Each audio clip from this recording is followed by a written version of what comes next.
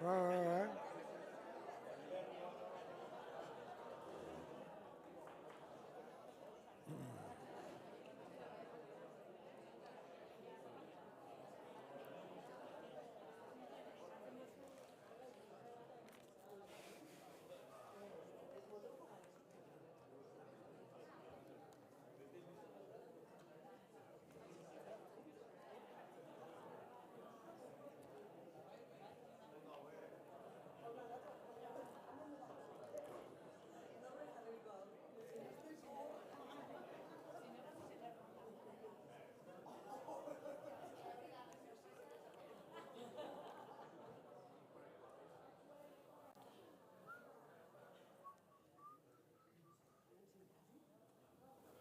No sé. Eran segero ditzi, eran trabotxo bat.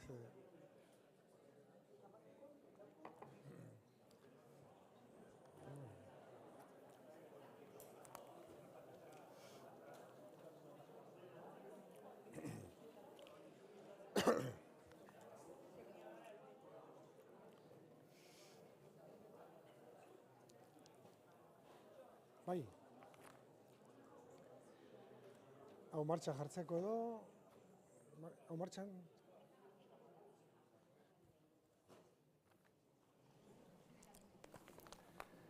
Arratsaldeon. Eskerrik asko, entzuten da? Bai. Bai. Ez, igual, a ver. Ez da entzuten.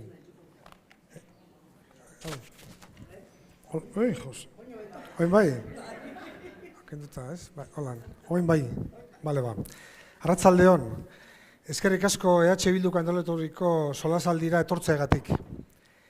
Neri izena, aurkezpen batzuk egingo ditugu, eta, neri izena, Juan Antonio Barberan da, eta hainbat urtez, udalaren hezkuntza teknikaria aritu naiz, eta egun, Arrasateko EH Bilduren hautagaitza zerrendaren partaidea naiz. Dakizuenez, Euskal hezkuntzagintza une garrantzitsu baten aurrean dago. Hezkuntza lege berriaren lanketa eta onarpena erdigunean dauden gaiak direlako. Azkeneko hilabeteetan lege honen gabeziez eta gogoraberez asko hitz egin da, modu askotan eta foru ezberdinetan.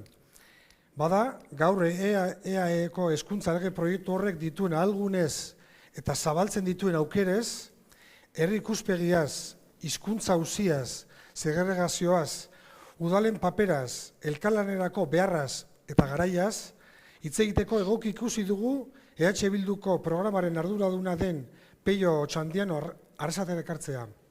Euskal hezkuntzagintzaren fase berrirako kartografi oso batez hitz egin dezan. Peio Otxandiano, Peioren aurkezpena egingo dut. Peio Otxandiano kanpo, Otxandion jaioa da, telekomunikazioen ingenieritzan dotorea da, eta egun, lehen esan dugun bezala, EH Bilduko programaren arduraduna da. Bere herrian zinegotzi ere izan da, beste gauza batzuen artean, bere herrian ere zinegotzi izan da. Gaia, arinago jorratzeko, solasaldiaren formato aukeratu dugu. Eta egingo duguna da, Peiori hitza eman, gaia jorra dezan, eta behin bere azalpena bukatutakoan, solasaldirako galderak egiteko tarte bat zabalduko dugu.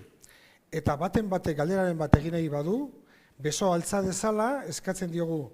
Eta Amaia edo ni neuk, Amaia Etxabek, edo ni neuk, mikrofonoa eramango diogu hitz egin dezan.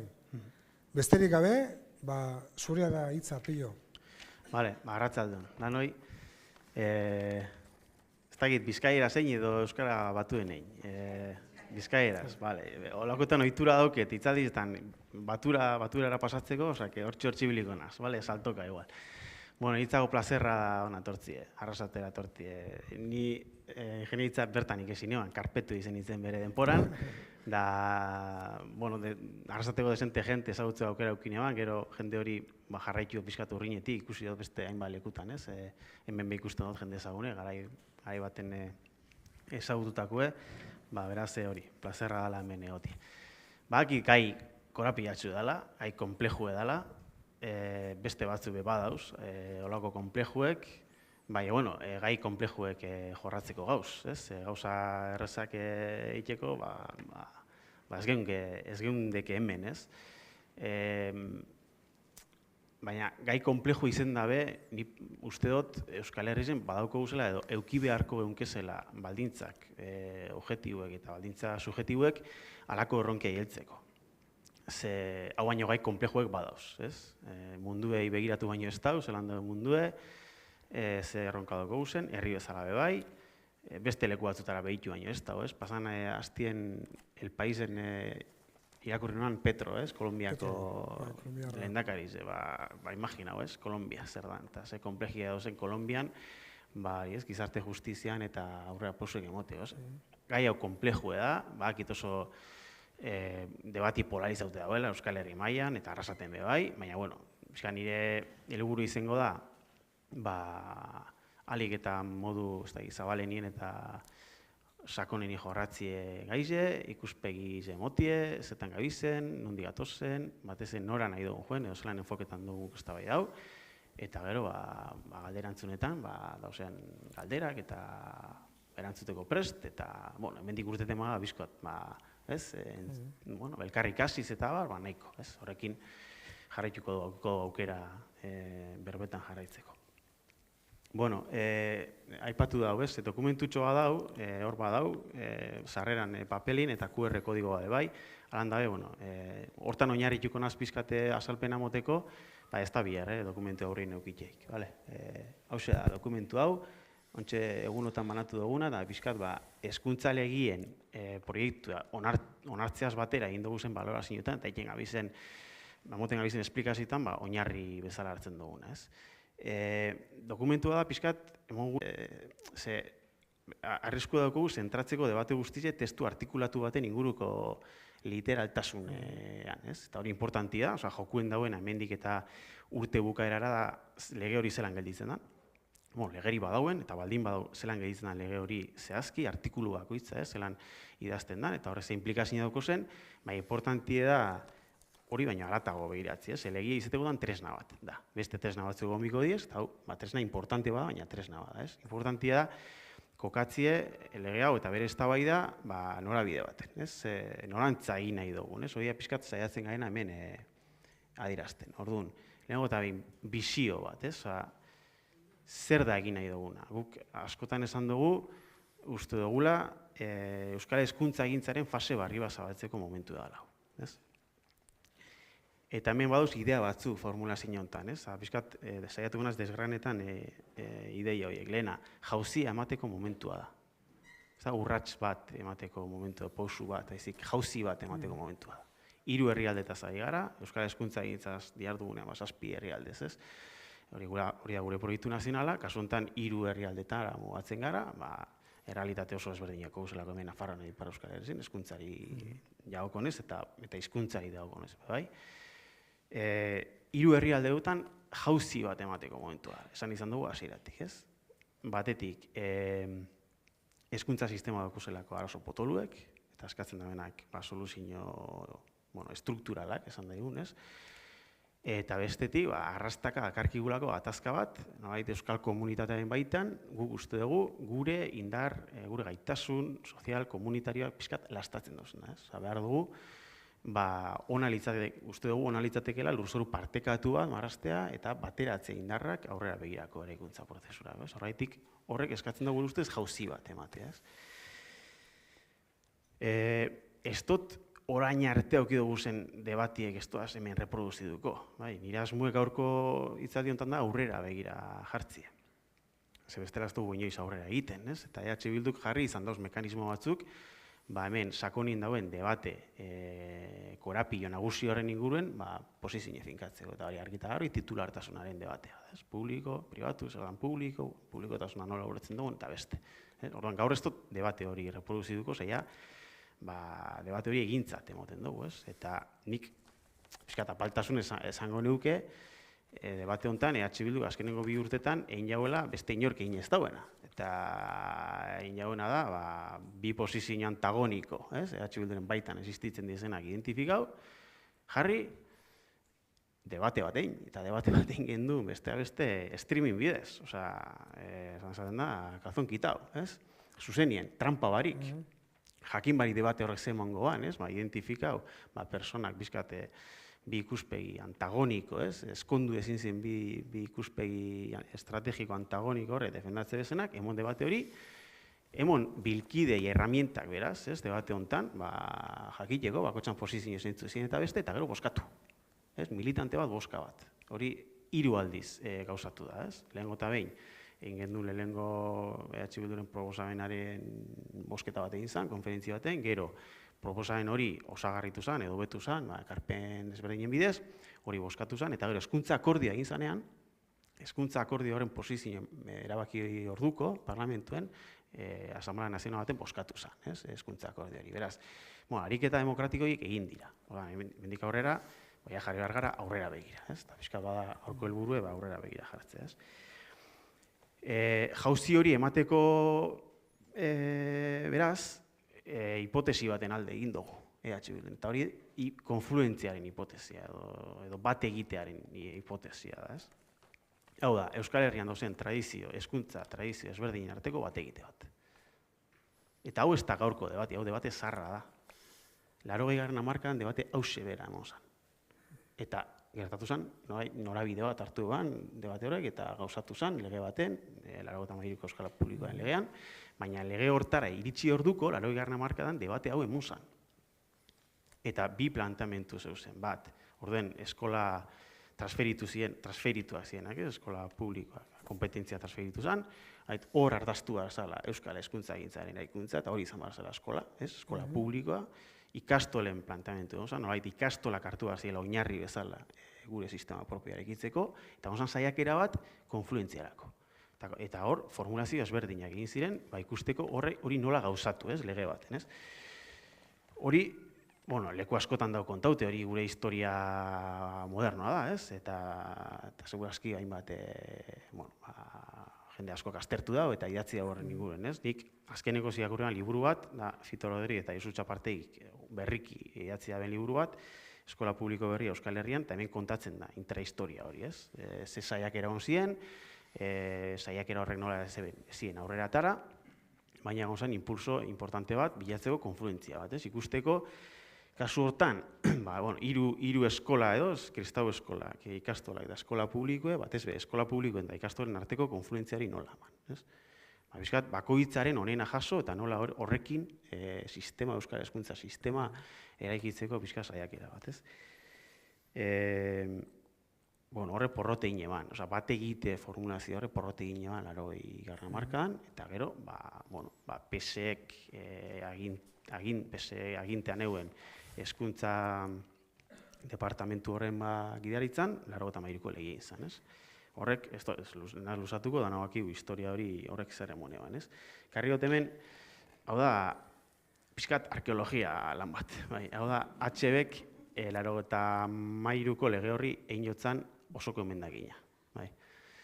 Ikusteko, ez da bai hau zarra dan. Ordu hartan, osoko emendakina hau egiteko, planteatzen ziren argudioak, ez? Hezkuntza sistemak antolatzeko bere esparru orokorraz jabetu behar du, ikastola eta eskola transferituen konfluentziaren ondorioz, ekimen sozial eta pribatuko gainontzeko eskolekin, era harmoniko eta orekatuan jardun alizateko moduz. Aukera honek, bi sareak tajutzeaz gain, eskola plangintzaren baitan, elkar erlazioa eta elkar osagarritasuna bilatzea, eskola mapa gauzatzea, irakaskuntza euskalduntzeko proiektu sendoa, eta hezkuntza behar izanen araberako finantzaketa sistema eskatzen du. Kalitateari goazkiola, irakaskuntza euskalduntzearena, A eredua desagertu edo baztertu beharra dago, eta B eredua berriz nahitaezko irakaskuntza amaitzerakoan euskaren ezagutza egokia erdiesteko moduko mailara egokitu. Eta, hori ez, puntua. Gaurko Euskal Herriaren behar izanak ezinbestekoa dugun eskolaren berrikuntza eta hainbat herri sektore plazaratu duten eskola ereduak publikoa den ezaugarrien birdefinizioa eskatzen du. Ordan, debate hau zarra da. Ordu hartan, eragile politiko bakoitzak eta sindikatu bakoitzak mantendu zituzten posizioak dira gaur egun más o menos mantentze dituztenak. Eusko Alkartasunak lege honen kontra bozkatu zuen, PNVek alde, Naiz eta PNV-ko sektore batek esaten du lege horren kontra dagoela. Osa, lege hori kaltegarri izan zela herri honentzat, ez? Baina, bueno, edozein kasutan utzi zioten, ez? PSeri, ze gobernu, osa, lehendakari Ardantza zen, ez? Sindikatuek ere, orduko hartan sindikatuek EILAS, LABek, ELAK, eta bar, mantendu zituzten, posizia dira, más o menos gaur egun mantentze dituzten. Debate uzarra da. Vale. Bueno, gure eratorri eta EH Bildura etorri da, tradizio ezberdinak daude EH Bildun, bai? Ikuspegi ezberdinak lehen esan dugu, ez? Baina, bueno, gutxi gora bera, EH Bilduren bi tradizio politiko nagusiak, ez? Ezker Abertzale batetik, hau, eta Eusko Alkartasuna, dela abertzaletasun historiko instituzionalen, ez? Adar bat, gaur egun EH Bildun dagoena, más o menos, ofizialki, gero Ezker Abertzalearen baitan, egon zen eztabaida sekulako eztabaida, eta EAren baitan imaginatzen dut ere bai, eta bar, bale? Baina, más o menos, gaude antzerako lekuetan, antzerako posizioetan, ez? Gure ustez, momentu honetan aukera dago, konfluentziaren hipotesi hau instituzionalki osatzeko lehen aldiz gure historia modernoan. Hori da pixkat, Euskal Hezkuntzagintzaren fase berri baten irekiera hori litzateke. Konfluentziaren hipotesi hau, hipotesi bada, beste hipotesi batzu daude. Baki gozaguz ditu, hau hipotesi bada. Hipotesi hau instituzionalki gauzatzeko aukeraren aurrean. Eta horrek ireki dezaken bidearen aurrean. Hau da pixkat, momentu honetan, jokoan dagoena eta hola irudikatzen dugu edo ezaugarritzen dugu jauzia edo. Euskara Batura pasatu naiz, Euskara Batuan jarraituko eta punto. Hirugarrena, sistema eraldatzeko momentua da, sistema osoa eraldatzeko momentua da. Sistema honen baitan sare ezberdina daude eta 3 sare nagusiki, ez? Ikastolen sarea, kristau eskolak, eskola publikoa, ez da sare bakoitzaren autoerreferentzialtasunean pixka finkatzeko momentua, baizik eta sistema eraldatzeko momentua. Eta horretarako, sare bakoitza, tradizio bakoitza jarri behar du beronena. Eta asko simplifikatu, eta inori min emateko asmori gabe, esan dezagun, ikastolen gaitasun autoeratzaia eta eskola publikoaren zen berdinzalea. Nahi ditugula jarri dialogoan. Honek ez du esan nahi, eskola publikoan ez dagoenik gaitasun autoeratzaierik eta ikastolek ez daukatenik zen berdinzalerik. Baina, uler gaitezen, ikastolek badakarte historikoki, hezkuntza eredu bat, ikastetxe eredu bat, komunitarioa, hor esperientzia eta emari importante bat dago, eta eskola publikoaren komunitate zabal horrek gaitasuna izan du baita ere, herrigintzan oso interesantea emateko, eta batez ere, hezkuntza sisteman dagoen ekitate eta desberdinkerien aurrean, pixkat, eztabaida soziala ekartzeko lehen lerro. Hor, uste dugu bi tradizioen arteko uztarketa oso emankorra izan daitekeela. Eta oraindik ez dugu egin, baina egingo dugu publikoki aitortza bat kristau eskola bati. Ze, badago, kristau eskolen artean dago errealitate oso heterogeneo bat, dago kristau eskola bat. Ez duena funtzio ezitzaio bat betetzen, funtzio sozial bat betetzen du. Hartzen dituenak, daudenak 100% segregatuak, halako ikastetxe bat daude, eta beraz, egiten ari da funtzio sozial bat inork aitortzen ez duena, eta nik uste dut justizia eskola litzatekeela aitortzea hori, ez? Eta gero badago, kristau eskola bat sekularizatu eta euskaldun duena ere, bai. Eta gero dago, kristau eskola elite bat, ez? Dagoena, hezkuntza proiektu eskluiente bat, bale. Baina hor dago, heterogenidade bat baita ere. Eta igual hor, egon daitezke aliatu batzuk bide honetan aurrera begira, ez? Orduan, igual, interesantea begirada pixkat zabaltzea eta komplejizatzea gauza batzuk. Esaten denean, kristau eskola guztiak hemen jare publiko egin nahi dira. Eta ematen du kristau eskola dela marianistas edo corazonistas bakarrik, edo salesianos, eta ez da hori bakarrik inundik inora. Zorionez, esan nahi du, herri honetan, daukagun indar harremanekin eta dagoen bultzada sozialarekin, badaukagula gaitasuna eraldaketarako, eta hor, eraldaketa prozesua gertatu da maila baten, ez? Bueno, hori inciso bezala. Orduan, ez da erresistitzeko momentua, ez da autoerreferentzialtasunean geratzeko momentua, baizik eta sistema osoa eraldatzeko momentua. Eta lege honek ekarri behar du sistemaen eraldaketarako bide bat egiteko haina tresneria legal. Guk, gure proposamenean, irudikatzen dugu eraldaketa hori 3 fasetan, ez? Proiektu estrategiko bezala, Euskal Eskola Publiko buru jabe hori, ez? Titulartasuna publikoa litzatekin eta bakarra, ez? Eta municipala, igual, ez? Hori bueno, ja asko aurreratzea litzateke, ez? Baina bide hori egiteko, fase ezberdinetatik pasatu beharko gara. Lehen faseari, deitzen genion, konfluentziaren lehen faseak utzi beharko gintuela, Euskal Hezkuntza Zerbitzua dituen horretan. Hau da, joku arau garbi batzuk, elkarlan edo bateratze hori egin ahal izateko. Bere mugekin, hemen konfluentzia hori aurrerago eraman ahal izateko, beste tresneria eta segurazki beste gaitasun politiko, beste burujabetza maila behar dugu, konpetentzia esklusiboa beharko genituzke gaur ez dauzkagunak hemen. Baina lehengo fase honetan, aukera daukagu konfluentziaren lehen estadiora iristeko. Hori da, gure ustez, lege honek eman dezakena.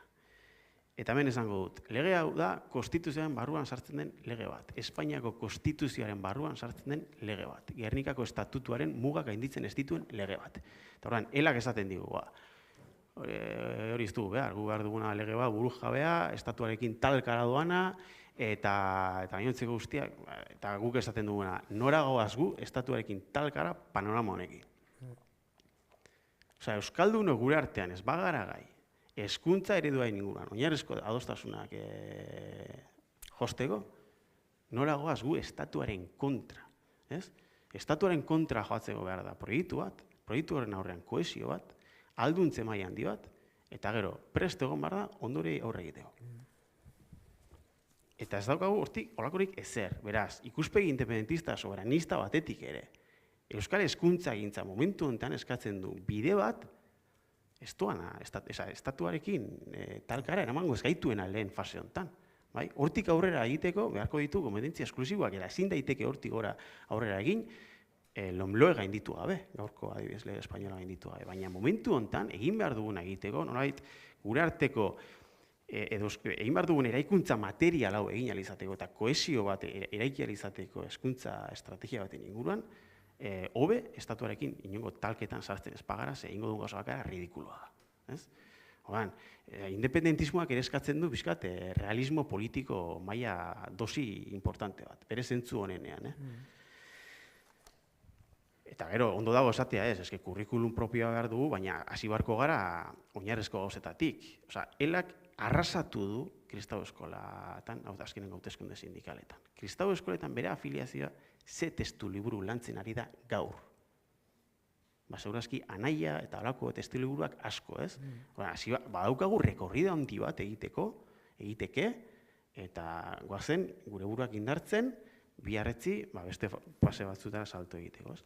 Eta azkena da, uste dugula Euskal Herri mailan sarez gaindiko Euskal Lankidetzan sakondu eta sare egitura trinko eta iraunkorra sortzeko unea ere badela. Hemen ari gara 3 herrialdetaz, baina uste dugu baita ere Euskal Herrian urrats bat emateko momentua badela. Bueno, hori da pixkat bizio, ez? Guk nola irudikatzen dugun hemendik aurrerako bidea. Eta bide hori egiteko, saiatzen gara identifikatzen bektore nagusiak, zeintzuen eraldaketa bektore nagusiak. Eta eraldaketa bektoreetako bakoitzean helburu batzuk jartzen saiatzen gara, eta helburu horiek lortzeko zeintzu diren estrategia nagusiak edo. Labur joango naiz banan, eta gero galderantzunak eta segurazki gai zehatzak edo jorratuko ditu. Nik uste dut hemen aterako direla gehienak, eta saiatuko naiz pixkat aterrizatzen gaiak eta ez gelditzen oso goia. 4 eraldaketa bektore edo eskerreko zuta bertan, ikuste ditu, bat eraldaketa pedagogikoa, Euskal Hezkuntzagintzaren fase berri honek behar du eraldaketa pedagogiko bat abordatu. Eta hori egiteko behar ditugu hainbat tresna, hainbat estrategia martxan jarri.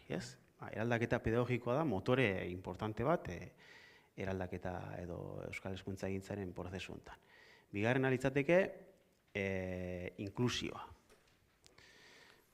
Euskal Hezkuntza sistema 3 herrialdetan, eraikuntzaren beste fase batera eramatera bagoaz, bate egitearen bide honetatik, sistemak badauzka ekitate gabezi importante batzuk. Eta horiei heltzea atzera ezinezko erronka bat. Eta inklusioaren bidez, eraldaketa honetan jauzi importanteak eman behar dira. Inklusioa lantzearen bidez. 3. litzateke euskara eta euskal kultura, eta hezkuntzak, gure hizkuntzaren garapenean eta kulturaren transmisioan bete behar duen papera lekua momentu hontan, gero sartuko gara hortan, eta azken litzateke hain zuzen Euskal Herria, ez? Euskal Herri mailan iruditzen zaigu momentua dela baita ere jauzi bat emateko, eta gero, pixkat zehaztuko du gehiago. Bale, orduan, lehenarekin, eraldaketa pedagogikoarekin. Bueno, hemen, segurazki gauza asko gelditzen dira, pixkat, detailean jorratu gabe, beti ere da simplifikazio bat edo laburpen bat, ez? Baina, bueno, elementu nagusi batzuk edo pixkat apuntatzearen, ez? Lehengo helburua, ikastetxe autoeratuak. Osa, sistemaren lege honek sortu edo pixkat arautu behar duen sistemaren konfigurazio berri hontan, nahi ditugu ikastetxe autoeratuak. Hori dira hezkuntza proiektu sendo eta parte hartzaileak dituzten ikastetxeak. Euskal Hezkuntza Zerbitzuaren parte diren ikastetxeak, beraz, finantziazio publikoa jasotzen duten ikastetxeak eta bete behar argi batzuk izango dituzten ikastetxeak, nahi ditugu izan daitezen ikastetxe autoeratuak, ez? Lidergo pedagogikoarekin, antolaketa gaitasun handiarekin, kudeaketa gaitasun handiarekin, eta bar, ez? Eta hezkuntza proiektu sendoekin. Hezkuntza proiektu batzuk, gainera modu partekatuan gero sartuko gara, eraikiak eta modu parte hartzaile baten sortuak eta garatuak. Hortarako estrategiak, hezkuntza komunitatearen partaidetza sustatzea ikastetxeko hezkuntza proiektuetan, lidergo pedagogikoa garatzeko gai diren zuzendaritza taldeak osatzea, behar ditugu zuzendaritza talde fuerteak. Hor askotan esaten da, hori modulo gerentista da, hori bizkat enpresa, logika merkantila egartzea, sistema publikora, ez gaude horrekin oso adoz. Publikotasunak ez du esan nahi efizientziari ezaiola erreparatzen. Behar dugu, baliabide publikoen efizientzia importante bat. Eta hezkuntza proiektuek eskatzen dute kudeaketa gaitasun bat, eta kudeaketa maila askotan, ez? Eta hortarako behar dira, zuzendaritza prestatuak, aldunduak, gaituak, ez? Eta importantea da zuzendaritzen rola, halako hezkuntza proiektu sendoak eraikitzeko momentuan, ez? Irakasleak ikastetxetan egonkortzea. Ez badago egonkortasun, interinitatea ehuneko 30%koa baldin bada, azken urtetan egon dena bezala, imposiblea da hezkuntza proiektu sendoak eraikitzea, ez? Irakasleak aldatzen badia urtetik bat direstera, imposiblea da hezkuntza proiektu bat egonkortzea sisteman, ez? Hori da, daukagun, arazo handietako bat, ez? Egonkortasun falta irakasleena eta langileena. Hezkuntza administrazioaren beti gorako gobernantza eratzea. Sistema gaur egun, edo orain arte, egon da, nahiko pentsatu goiti bera. Nahiko zentralista izan da. Ez da hainbeste egon, eta eskola publikoaren legean, autonomiaren aldeko apustu importante bat egiten da. Dago titulu oso bat, autonomiarena, kopiatu dena, basikamente, lege hontara. Autonomia hori jarri zen, baina ez da ezer garatu hortan. Hori da gero sartuko gara, lege bat ez da ezeren berme zentzu hortan. Baina nolabait sistema badago edo konzebitua goiti bera. Eta hezkuntza proiektua jarriko behar ditu erdigunean, ikastetxe autoratu horiek, behar dugu sistema bat eratu beti gora.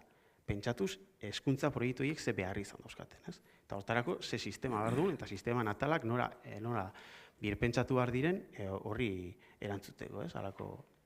Horrek eragiten die, gauza askori, sistemaen natal askori. Berrikuntzari, ebaluazioari, ikuskaritzari, laguntzeko zerbitzuei, hizkuntzei ikaskuntzari, eta bar, eta bar. Eta gero, bosgarren bat, hezkuntza administrazioen desburokratizazioa. Hori da beste daukagun gaitzetako bat. Oso burokratizatua dago sistema, imposiblea da pixkat, autonomia hori garatu izatea. Bigarren helburua, berrikuntza pedagogiko eta metodologikoa. Jakina da, mundua aldatzen ari da, gizarte konplexuak, persona kritikoak ezteko, autonomoak, eta bar, hemen badago golde bat, esperimentatzen ari da eta asko, eta berrikuntzetan, hezkuntza berrikuntzan, pedagogietan, metodologietan, eta beste, hor, salto bat emateko momentua da, Eta, bueno, saiakera bat badago martxan. Bai, nik uste nahiko modu prezipitatuan, esango nuke, faktore ezberdina tarteko, hori igual gero baterako da, baina badago bulkada bat, ez? Besteri da nola, ze planifikazio, segurazki badago percepzioa momentu honetan eskoletan, ez? Aldatzen diela planak lau urtero, edo ez dago norabide argi bat, gauzak egiten ari dela behar beste planifikatu gabe, behar beste pentsatu gabe, eta nahiko modu prezipitatuan, ez? Bueno, baina saiakera hori martxan dago. Gero, ebaluatu beharko da, ikusi beharko da, nola eta beste, ez? Baina irakasleen etengabeko formakuntzarako programa sendoa beharko da, sistemarako sarbidea birpentsatu egin beharko da, segurazki, maila ezberdinetan, eraldaketa pedagogikorako planifikazio koherentea eta denboran iraunkorra beharko dugu, eta hemen, sartzen du baita ere, euskal kurrikuluma garatzea eta euskal hezkuntza zerbitzuen partien ikastetxetan txertatzea. Gaur egun eginda dekretu kurrikulo bat, baina LOMLOE-ren itzulpena ona. Bueno, saiatu beharko ginateke baita ere euskal ikuspegi hori eta euskal dimentsioa ekartzen Euskal Herriko hiru herrialde hautako ikastetxe guztietara, ez? Bere garaian egin zen saiakera bat gizarte zibiletik, eta hor, segurazki, aukerak ere badaude, ez? Etorkizun baten, hor, jauzi bat emateko. Bueno, hirugarren helburua, ikastetxe komunitarioak. Ikastetxetako hezkuntza proiektuak tokiko komunitateetan txertatzea. Ez da bakarrik ikastetxe autoeratua, baizik ikastetxe horiek nola jartzen ditugun harremanetan bere ingurune sozial eta instituzionalekin, ez? Komunitateekin, herriekin, ez? Hau da, ikastetxen izaera komunitarioan sakontzea, hori litzateke estrategia, ez? Eragin eremu bakoitzean, eragin eremua definitzen dira, ez? Unitate territorial bezala, ez? Non dauden ikastetxe kopurua dagoen, eragin eremu horietan, ikastetxeen elkartegintzaren hezkuntza formal eta ez formalen arteko uztarketa, ez? Ekosistemak pixkat saiatzea eraikitzen, ez? Ikastetxe ezberdinen eta gizarte zibilaren artean, ez? Hau, bueno, esatea erraza da eta polita da, gero saia da, baina nahiko evidentea da bideu badatorrela, ez? Guk izan ditugun dialogoetan, PNV-rekin hasieran oso uzkur zeuden gai honekiko, oso urrun ikusten zuten hau, eta oso hartzen da udaletxen papera eta bar, gaur egun nahiko evidentea da, bai hezkuntza formalaren planifikazioari dagokionez, eskola eskaintzaren planifikazioari dagokionez, inkluso matrikulazioaren eta sistemako ikasleen sarbideari dagokionez, oso onuragarria dela, udalen papera, eta bertako tokiko hezkuntza komunitateen papera, ez? Hurbiletik ezagutze dutelako errealitatea, ezagutza sakonago badaukatelako, ez errealitate gertuko horrena, eta bar, ez? Baina baita ere, hezkuntza proiektu komunitarioak bizkat artikulatzeko orduan, ez? Hezkuntza formala eta ez formala, eta hezkuntza ez formalaren importantzia, eta honola uztartu hori, ez? Ikastetxeak ez daitezen izan lau horma, baizik herriarekin, ingurune komunitarioarekin, komunitarioetan txertatua dauden bizkat eskolak, ez? Eta hor, nik uste dut, lege honetan, jauzi importante bat dagoela, ez? Bale, ordan, bigarren eraldaketa vektorea, inklusioa. Lehen helburua, eragin eremu bakoitzeko ikastetxe guztiek zaurgarritasun indize bera izatea. Eta hemen ari gara segregazioaren gaiari heltzeaz, baina benetan.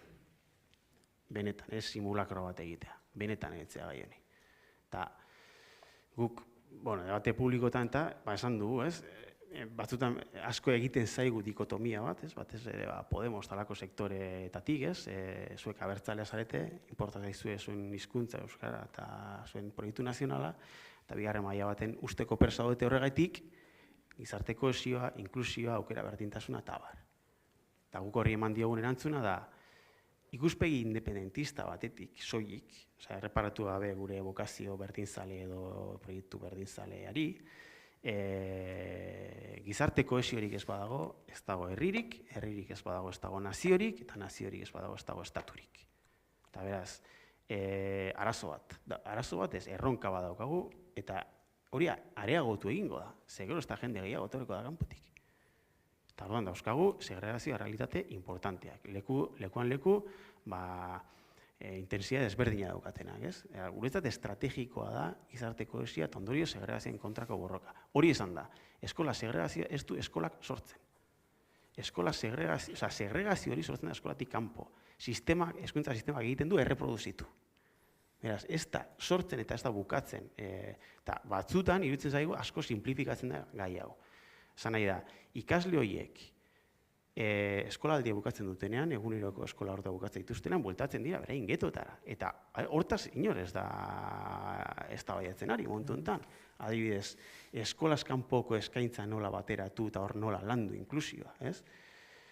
Osa, matrikulazioak eraiten dio eskola orduei, baina hortik kanpo getoak existitzen dira gure herri eta osoetan, ez?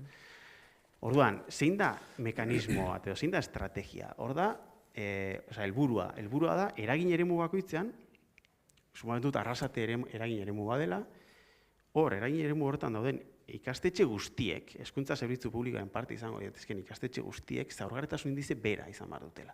Zaurgarritasun indizea kalkulatu behar da, hortarako ISEK indize hartzen da, behar berezia dituzten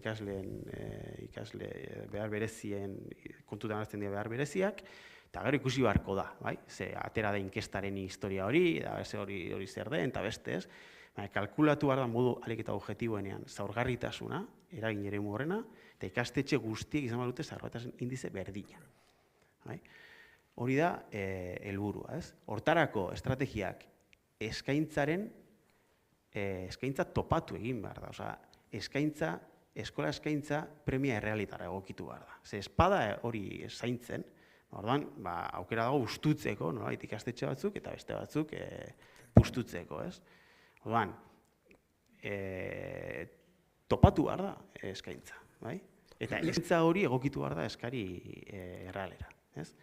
Hori da, lehena, beraz, gehiagizko eskaintza eta azpi eskaintza ekidin egin behar dira. Bigarrena, doakotasun erreala. Kuoten kobrantza bada faktore bat, segregazioara egiten duena. Hemen badakigu esaten dela, baina lehen ere, eskola publikoan eta dekretuetan esaten zen, kuota ezin zirela kobratu, bai. Egia da, bestalde, ikastetxeko entzetatu esatu dutena, nik ezin baditu kuota kobratu, nire hezkuntza premiak finantzatu behar dira diru publikoz, ez? Eta orduan, hor finantziazioa eta kuoten kobrantza, hor dago, hori da resolbitu behar dena. Osa, doakotasunerantz bagoaz, finantziazioa bermatu beharko da. Euneko finantziazioa. Orain, ikusi beharko da, zeri deritzogun egun finantzatzea. Eskola plazaren kostuaren kalkulu bat egin behar da, hori da konpromisotako bat, eta ikusi behar da, hau da finantzatuko dena.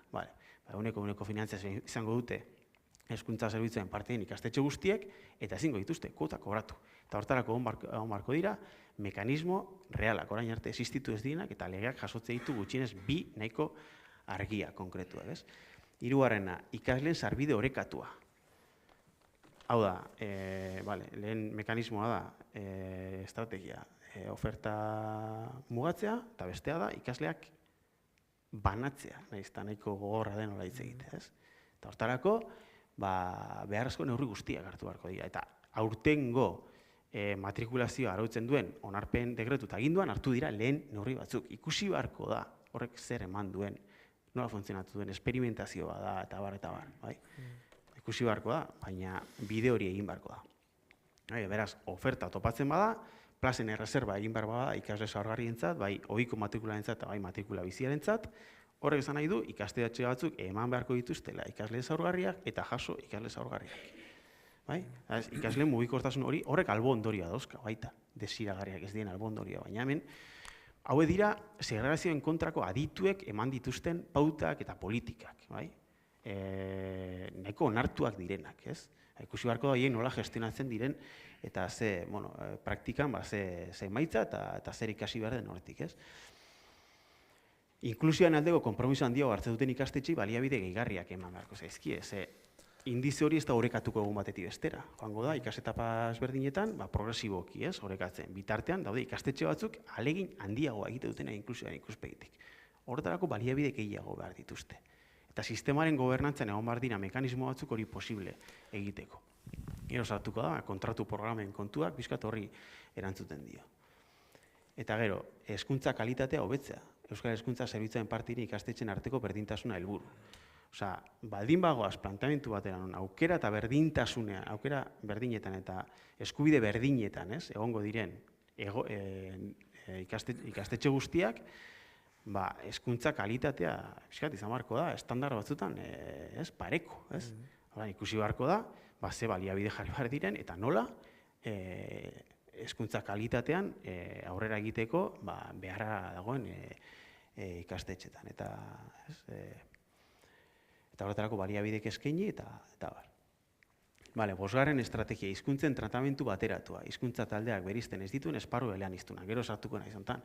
Ereduekin jarraitzen badugu, segregazioa jarraituko du. Eta argi ikusten da, segregazioaren zati bat, pilatzen dela eredu jakin batzutan. B eta A ereduan, ez? Hor badago korrelazio bat, eta horrekin apurtu egin behar da. Sexu genero desberdinkerekin amaitzea. Uste dut ez dakit aurte, baina orain arte finantzatu dira diru publikoz, sexu eta generoz bereizte dituzten, ikasle bereizte dituzten ikastetxeak. Horrekin bukatu behar da legez. Laikotasuna bermatzea, doktrinamendurik eza legebidez arautzea. Nahiz muga dauden hor, gero nahi bauz hitz egingo dugu. Espainiako konkordatu eta beste. Eskolaz kanpoko eskaintza bateratzea eragin eremu bakoitzean. Hau oso importantea da. Lehen esan da horregatik, gauza bada ikasleak banatzea. Beste gauza bada ikasle horiek ikastetxetan jasotzen ditugunean, nola integratzen ditu, edo zer egiten du, zer lanketa egiten du, eta zer medio eta zer baliabide dauzkagun horretarako. Eta beste gauza bada, edozein kasutan ikasle horiek gero bere getoetara bueltatzen dira arratsaldeko 5:00 edo 4:00 aurrera. Hemen, ate bat irekitzen zaio eskolaz kanpoko eskaintzari eta jardunari, ez? Eta ematen zaio zentralidade bat, ez? Eta hor dago aukera bat. Eta estrategiak izan beharko luke hezkuntza proiektu lokalen bidez, herri mailako hezkuntza proiektu komunitarioen bidez, eta horiek artikulatzeko organo bat definitzen da lehen aldiz, udal hezkuntzako, lehen aldiz, baina behintzat funtzio hauekin eta zentralidade honekin hezkuntzaren gobernantzan lehen aldiz, udal hezkuntza kontseilua dira. Atribuzioekin eta ondorioz finantziazioarekin gauza asko egiteko. Besteak beste, eskolaz kanpoko eskaintzaren esparruan herri proiektu bat antolatzeko. Kooperazioaren bidez ikastetxe ezberdinen artean, bertako elkartegintzarekin eta bar, ez? Hor dago, eremu bat landu daitekeena tokian toki, eskatzen duena prozesu komunitario oso potente bat, hau ez du egingo dekretu batek, eta ez da egingo goitibera, egin behar da tokian toki, baina ibilbide potente bat eman dezakena, ez? Ikasleak pixkat, beraien artean nahasteko eta inklusioaren ikuspegitik ere jorratzeko hori, ez? Eta 9. eskola mapa errealitate demografiko berrira egokitzera.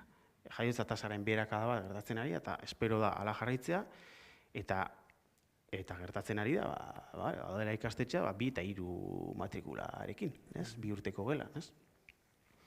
Prospekzioek edo datuek esatu dutena da, a grosso modo, esan da, gehien sufrituko duena historiantan da kristau eskola. Lehen aipatu dugun, pixkat kristau eskola zaurgarri hori, hori badoa, eroriko da. Eta aurten bertan, urteko matrikulan zuztuta 14 ikastetxe edo izteko moduan edo daudela. Urruna joan gabe, Oñatiko kristau eskolan 2 urteko gela itxi da. Orduan, gutxi asko, beharko dugu eskola mapa berri bat, ikastetxe gutxia gongo dira segurazki, hor dago ikasleen ratioen eztabaida. Mantenduz daukagun irakasle gorputz hau, honek aukera ematen du, jaiotza tasaren beherakada aukera bat ere bada. Irakasle ratioa jaisteko, eta eskola mapa berri bat pentsatzeko. Hau da, ariketa zaila, komplejoa, baina oso interesantea, litzateke, ze eskola behar ditugu, non behar ditugu eta nolakoak behar ditugu. Ze kasu batzutan dauzkagu eskola publikoak Bilbon, dauden auzoetan hor ezin da, igual egin behar dena da hori itxi, eta kristau eskola bat erortzen bada, ez dakit nun, eraikina erosi eta hor egin eskola publikon bat, edo, ez dakit, eskola mapa, eta kasu batzutan, igual fusioak egin beharko dira, baina aukera bezala planteatzen dut hori, eta ez dakit. Oso prozesu konplejoa dira, eskatzen dutenak lanketa bat tokian toki, baina hori egin beharko da, ofiziozko planifikazioa beharko da, baina adostasunak eraikitzeko prozedurak ere tokian toki. Ze bestela, gatazka bat izango da. Gatazka iturri izango da. Hemen oso elementu emozionala ikutzen ari gara, ez? Eta orduan da, baina nire betiko eskola, edo nire tal, eta orduan zer, eta, nik behin esan nuen, eta ez dakit, kritika asko jaso nituen, baina gure ikuspegitik, hezkuntza proiektu lokala da funtsezkoa, ikuspegi politiko batetik. Hori doakoa bada, hori publikoa bada, hori legea markatzea dituen kriterio publikoen baitan baldin badago, badakit faktore emozionalango da tarteko, baina ez zait iruditzen hori denik ez dakit, ez? Drama bat, ez? Baldin eta egiten bada prozesu adostu batekin, edo honek balio badu, ez gure arteko talka eta zatiketarako, baizik eta pentsatzeko aurrera begira, ez? Eta egin behar dugun eraldaketa eta transizioa, ez? Beste zera batzutara, nondik egin eta nola egin, ez? Erraza da esatea, gero zailago egitea, bakit. Hirugarren vektorea, ez da, denboraz nola da? Ja, berrogotamos, ja. Hau azkena eta gero ja, zuei hitza emango dizuet. Hizkuntzaren atala, hau da beste gai potoloetako bat, ez? Eta eztabaida sortzen ariena eta beste. Karri dute jakinen azken alean, badago Inigo Urrutiaren artikulu bat merezi duena irakurtzea.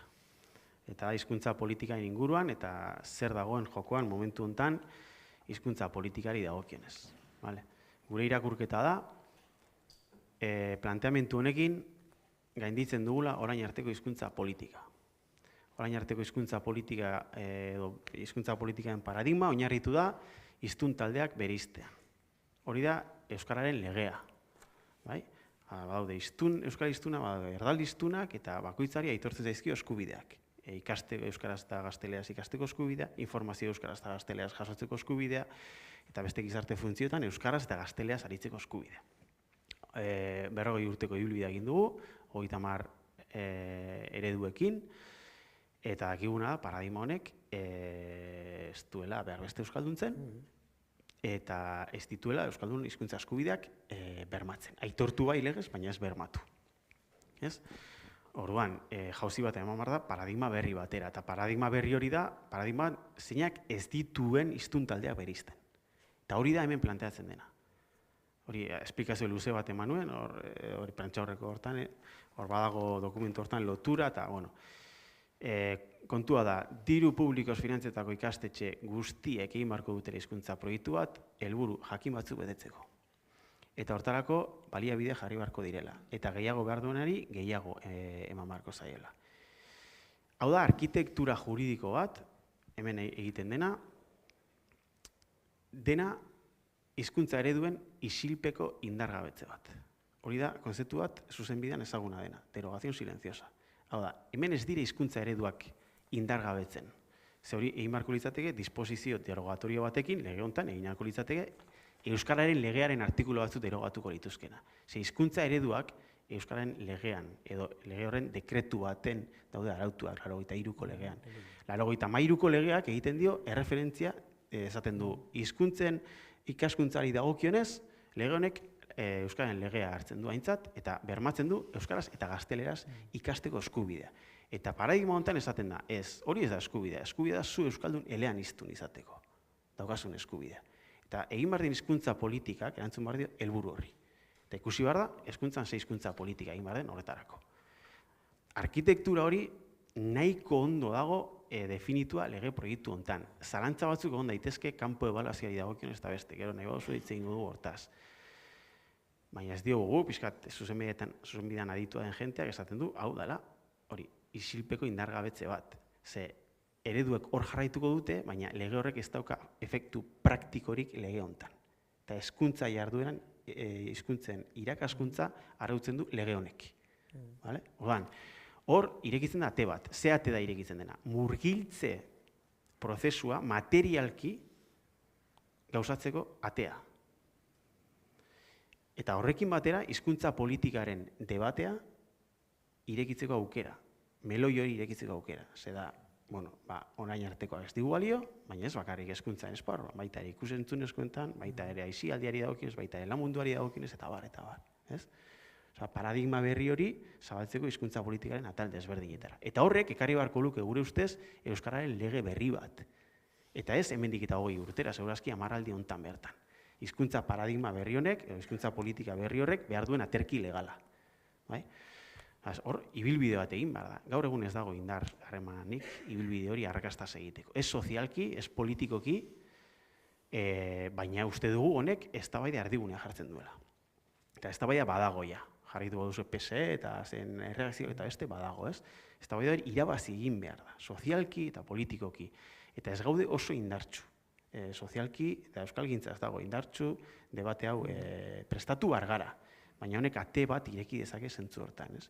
Eta gero ongo da modua koherentizatzeko euskaren lege hori, berri hori, hezkuntza lege honekin, ez? Hor sortuko litzateke kontraesan juridiko bat, baina juridikoki, lege hau berriagoa denez, bera da, indarrean dagoena eta berek arautzen du hizkuntzen irakaskuntza legean, ez? Orain, kontua da, zer den murgiltzea. Zer den murgiltzea gaur. Ze, askotan esaten da, D eredua ja orokortu da, ezin da arazoa, ez? Ez, D ereduak ez du euskalduntzen. Ez du behar beste euskalduntzen. Euskara, hiztun osoak sortzea, ez da euskaraz irakastea edo euskara irakastea. Hori baino askoz gehiago da. Hizkuntza gaitasunak behar direnak, jaiotasuna, komunikazio gaitasunak eta abar eskuratzeko, behar den hizkuntzen irakaskuntza ez daukagu. Eta gaur egun dauzkagun hiztun profilak ez dira orain dela 30 urtekoak. Zelen D eredura zijoan etxetik euskaraz ekarren jendea, transmisioa etxean egiten zen. Gaur egun ez. Hiztun profil nagusia da, transmisio hori etxean ez daukan hiztun profil hori, ez?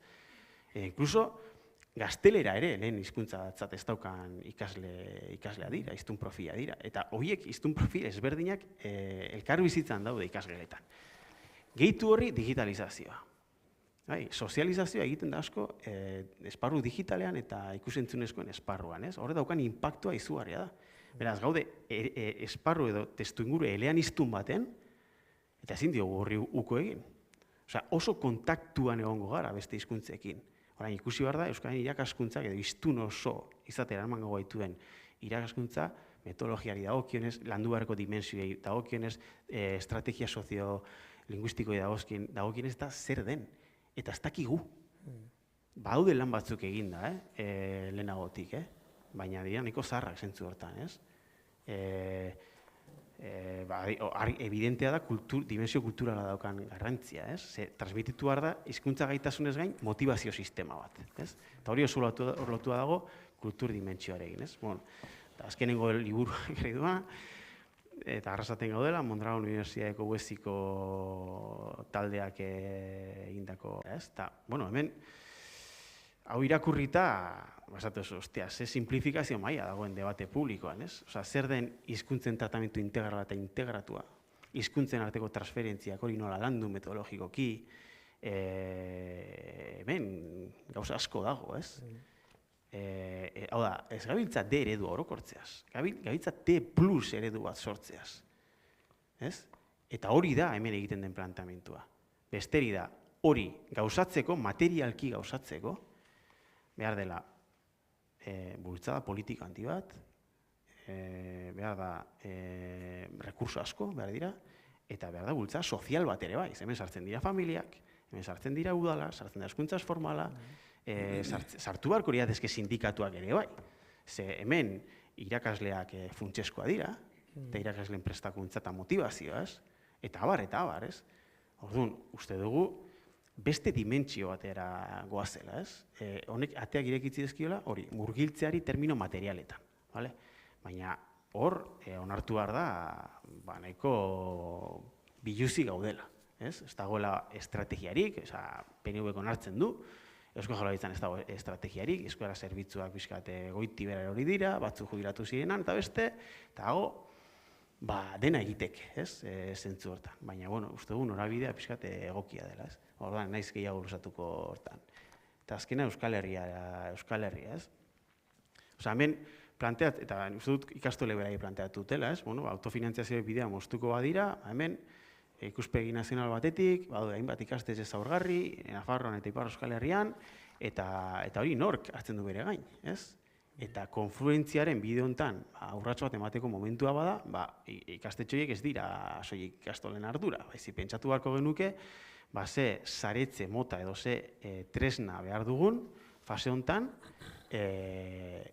Euskal Hezkuntzagintzaren eraikuntzan ari den ikastetxe horiek harremanetan jartzeko lehenik eta behin, esperientzia partekatzeko eta egoera zaurgarri baten daudenak laguntzeko maila ezberdinetan, juridikoki, ekonomikoki eta bar, ez?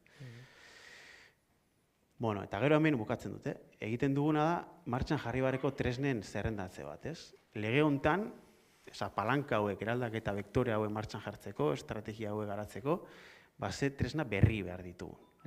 Behar dugu Euskal Hezkuntza Zerbitzua, hori da, finantziazio publikoa jasoko duten ikastetxek osatzen duten multzo hori. Eta ze bete behar dauzkaten eta bete behar horiek nola betearaziko diren, hori legean argi egon behar da.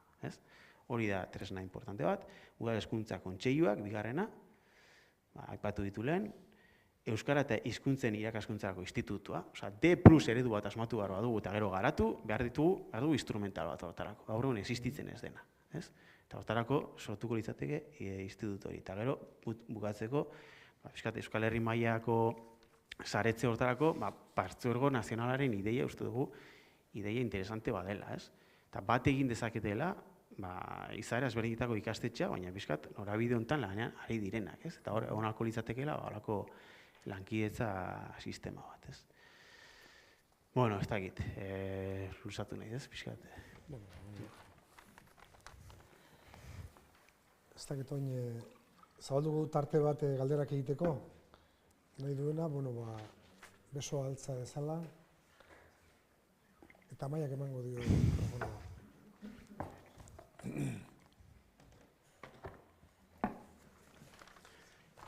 Era nura. Era nura. Ondo.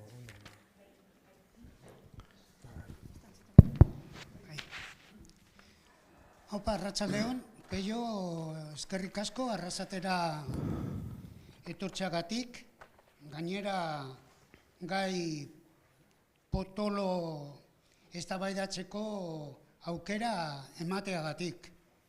Gai potolo esaten dudanean, ez da bakarrik herrian zehar edo herri barruan, baizik eta lagunen eta kiden artean ere bai. Orduan, benetan, eskerrik asko. Nik asmoa daukat 3 puntu ikutzeko eta gero beste bi galdera esan nahi dizu eta ber. Pribatuaren defendatzaileek askotan esaten dute publikoari defendatzaileek dikotomia utzi edo aldendu behar dugula. Nik aldiz esaten dut dikotomia existitzen da politikari batzuek pribatuari herri dirua eta herri baliabideak ematen dizkiotelako. Hau da, ez baliote emango baliabide horiek elitzateke egongo dikotomiarik. Beraz, existitzen bada, dikotomia hori existitzen bada, ez da guk sortzen dugulako. Beraz, modu esaldi batean, nik aldarrikatzen dut, herri dirua eta herri baliabide guztiak publikoarentzat izan behar dela, eta ez enpresa pribatuak finantziatzeko. Euskara.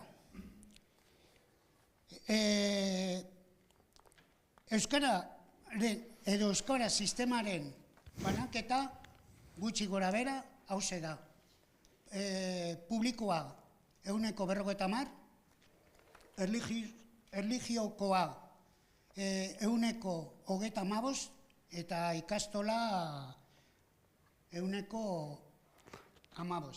Erlijiokoa 35% eta ikastolakoa 15%. Orduan, batez ere gehien hitz egin duguna da publikoa eta ikastola eta adibidez nire iritziz hanka gehien sartzen duena erlijiokoak ia ez dugu aipatzen. Gainera, euskararen aldetik emaitzak txarrenak horiek sortzen dituzte eta jakina onartu behar dugu EAJak beste aldera begiratzen dutela eta ez dutzen emaitzak hobetzeko. Gainera, orain dela bi ikasturte 11,5 milioi eman dizkiete. Orduan, nik zalantza ditut EAJ gure bidelagun onena izango zela. Hirugarrena, sistema propio.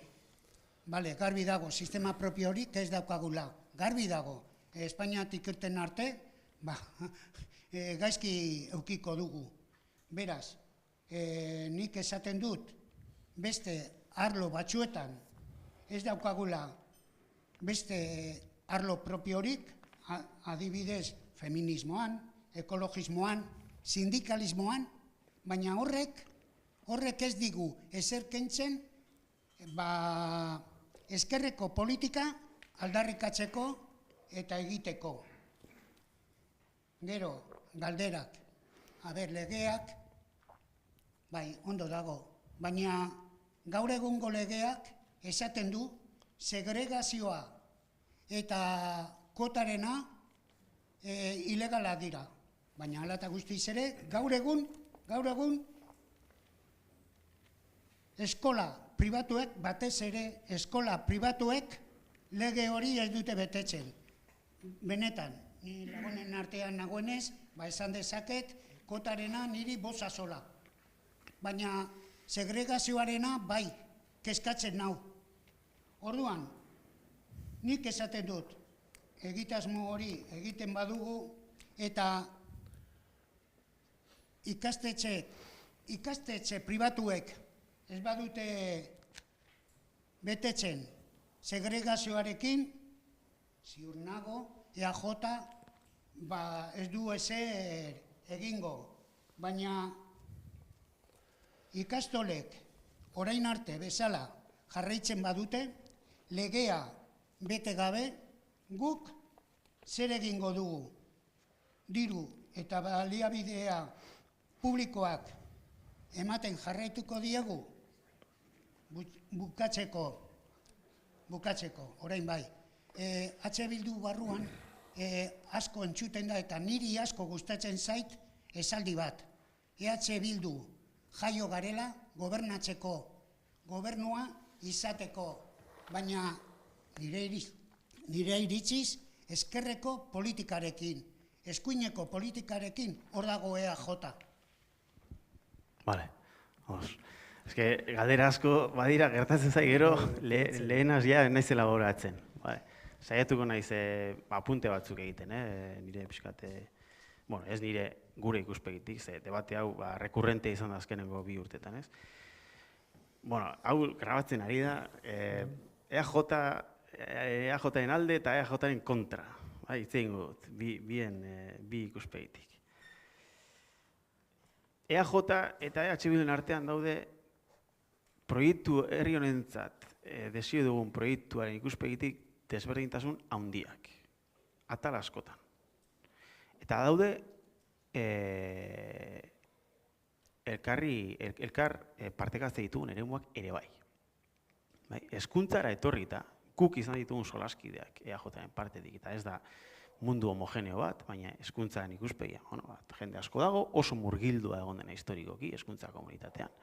Eta gobernu honetan badago jende hori, badago profil hori.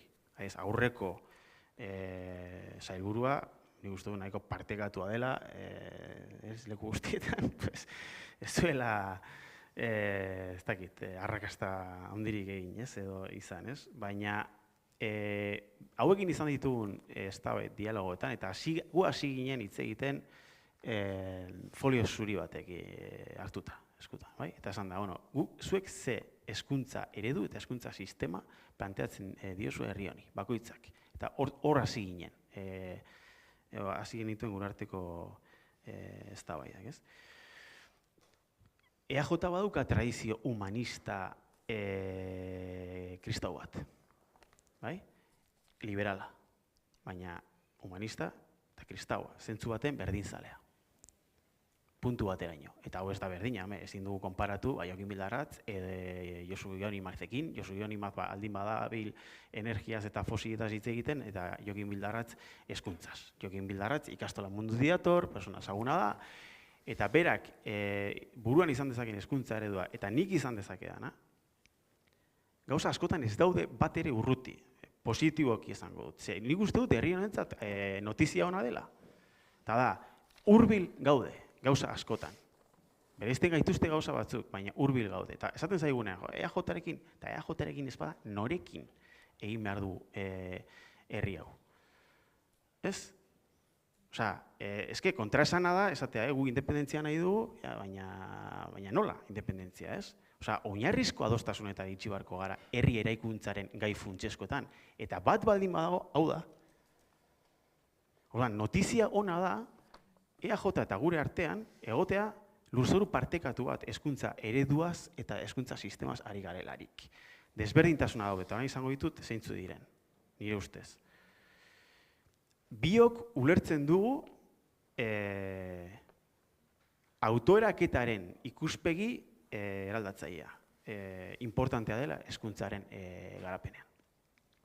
Eta hori, irakur daiteke ikuspegi liberal batetik, eta esan horrek desberdinkeria sortzen ditu, eta horrek logika merkantilista sartzen ditu, edo ikuspegi sozialista autogestionario batetik, planteatu daiteke hori badela osagai funtsesko bat. Ez horiek hezkuntzari bagozki, herri eraikuntzaren beste esparru batzutan ere bai.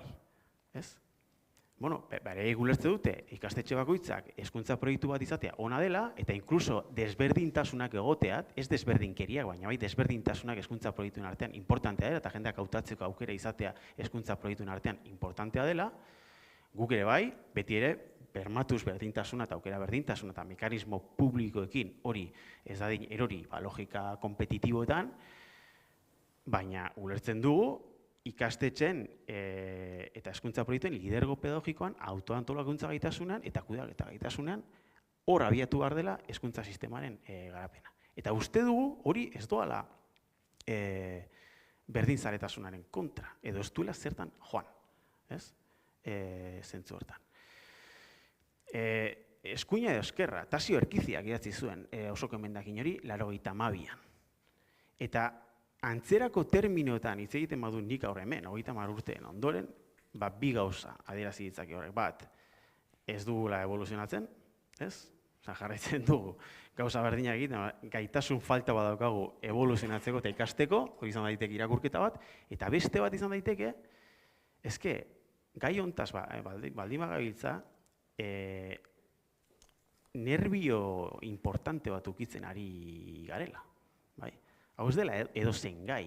Eta badagoela intuizio bat oinarrian, esker soberanismoan, esker independentismoan, esker abertzalearen tradizio politikoan oso presente egon dena, eta gutxi asko da, herri eraikuntzaren edozein estrategiak ezin du alboratu herrigintza. Hau da, administrazioak dauzkagunak baliatu behar ditugu, eta estrategiak aldatuz joan dira, ez? Kasu batzutan errefusatu izan ditu, gari batzutan, eta gaur egun esaten duguna da, bai, dauzkagun egitura instituzionala, dauzkagun marko juridiko politikoak, naiz eta menpekoak izan baliatu behar ditugu herri eraikuntzan, gure egitura instituzionalak hortik abiatu behar gara, eta tresna importantea dira, eta nolabait gure burujabetzaren ondarra dira, ez, dauzkagun instituzio hauek, baina ezin diogu uko egin herrigintzari. Ezin ditugu gure herri eraikuntzaren esperantza guztia jarri egungo marko instituzionaletan, dominazio sistema direlako. Eta estatu oso indartsu dauzkagulako, eginalak egiteko prest, gure hizkuntza eta kultura minorizatu eta alba desagerrarazteko. Eta orduan, behar dugu herrigintzaren bulkada, autoeraketaren bulkada, eta ez bakarrik hontan, baita ere beste esparru batzutan. Ezin dezakegu euskalduntze prozesuaren etorkizuna depositatu Eusko Jaurlaritzarengan. Ze hori prozesu sozial bat izango da. Hori ez da soilik egiten dekretuen bidez eta lege honen bidez. Hori prozesu sozial bada. Eta bestela ez da izango. Eta guk uste dugu hezkuntza egintzari begira, beste hainbeste, baldin eta proiektu nazional bat baldin badaukagu buruan, baldin eta eraldaketa importante baldin badaukagu buruan, eta beste, ez? Orduan, ez da ezker eskuin, ezker ikuspegi batetik ere, esaten ari naizen hau koherentea da, tradizio jakin batzutan, ez? Bueno, orduan, nik ulertzen dut eta aitortzen dut, hau hipotesi bat dela eta beste hipotesi batzuk egon daitezkela, bale? Baina orduan, bueno, hitz egin dezagun hipotesi ezberdinetaz eta hartu ditzagun erabakiak, egin dezagun eztabaidak eta demokratikoki bozkatu eta hautatu, zein den frogatuko dugun hipotesia, eta hori egin dugu.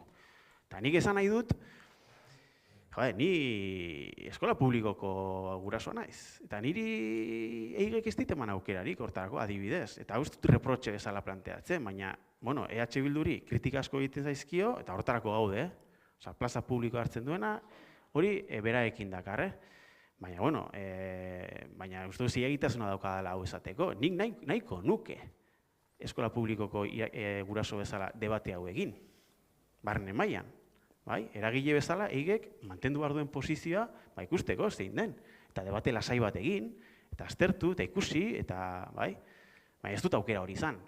EH Bilkidek izan dute aukera hori, bai, gutxienez, nik uste dut esan dezakegula, 2 urte luze hartu ditugula debate hau emateko. Egin dugu, eta orain, aurrera begira pixkate jarri behar gara, ez? Zer bereizten gaitu PNV-ren gandik? Guretzat, hau lehen estadioa baldin bada, PNV-rentzat azken estadioa dela. Gutxi asko. Guk nahi dugu, behin Euskal Hezkuntza Zerbitzua sortuta, eraikita eta hori egonkortuta, hortik aurrera egin. Eta PNV ez. PNV-rentzat segurazki hau da azken geltokia. Bueno, hor dago diferentzia. Baina bidearen zati bat PNV-rekin egin beharko dugu. Ez egin beharko da. Eta ez badugu egiten, geldituko gauden lekuan, eta gauden lekuan jarraitzea ez da aukera bat. Hori da, hortik abiatzen gara, eta hor gaude gu, ez? Erlijioarekin, nik lehen esan dut, nik uste dut, behira konplexuagoa behar dela. Salesianos eta halako eliteak, hau gauzatzen bada, eta espada gauzatzen, benetan doakotasuna espada egiten, benetan bermatzen, guk ezin dezakegu hori bermatu, eta hor zintzok izango dugu. Lege baten jartzeak ez du bermatzen beteko denik, hori hezkuntza politika bate bermatuko du. EH Bildu gobernuan baldin badago, egingo du hezkuntza politika bat koherentea lege honekin. PNVek zer egingo duen, guk ezin dezakegu esan. Segurazki bildarratz ez da egongo, eta interlokutora beste batzuk izango dira, hurrengo legintzaldian, ez? Baina guk, nik esango nuke, elite hori baldin badaukagu buruan, eta hau beteko balitz, beraientzat askoz eskema finantziario deserosoagoa dela. Gaur egun daude ikastetxeak 200 eurotik gorako kuotak kobratzen dituztenak. Eta ikuspegi publiko batetik, zuk ikastetxe horiek ezin baute kuotarik kobratu, eta 100% menpekoa badira, mekanismo gehiago dauzkazu, interes soziale edo interes publikora atxikitzeko ikastetxe horiek. Eta betetzen ez badituzte, bete behar diren kriterio publikoak penalizatzeko. Lege hau eskutan hori egin daiteke. Egingo den hori ezin dezakegu esan, ez daukagu bermerik. Berme bakarra da, borondate politikoa, egon daitekena, eta gu baldin bagaude, berme izango gara zentzu hortan, bultzada soziala. Ez esango dut berriro, kristau eskoletan sindikatu majoritarioa ela da. Orduan, ikuspegi sindikal batetik indar harreman bat ere badago hipotesi hau saiatzeko. Negoziatu dezatela konbenio kolektiboetan segregazioaren auzia serio hartzea, patronalak, kasu honetan, kristau eskolak. Posizio sindikal oso importante, oso potente daukate zentzu hortan. Jarriko bagina herri estrategia baten, tresna honekin, legeak eman ditzazkegun tresnekin, gauza asko egin daitezke. Eta ezin dezakeguna da gobernu baten esku utzi dena. Aktibatzen baditu gaitasun sozialak, komunitarioa, sindikalak eta bar, euskalgintzarenak eta bar, kultur sistemarenak eta beste, hemen bide emankor bat egin daitekela uste dugu. Egingo den, ez dakigu. Ez badago bultzada sozial hori, ez da egingo, ez? Eta izango da, orain, 83ko legean, autonomiaren titulu hori garatu ezen bezala. Hor geldituko da lege bat, baina ez du errealitate sozial bat sortuko, ez? Eta, pixatu, ez dakit, zerbait galdu zaitzea, inbeste galdera izan dira.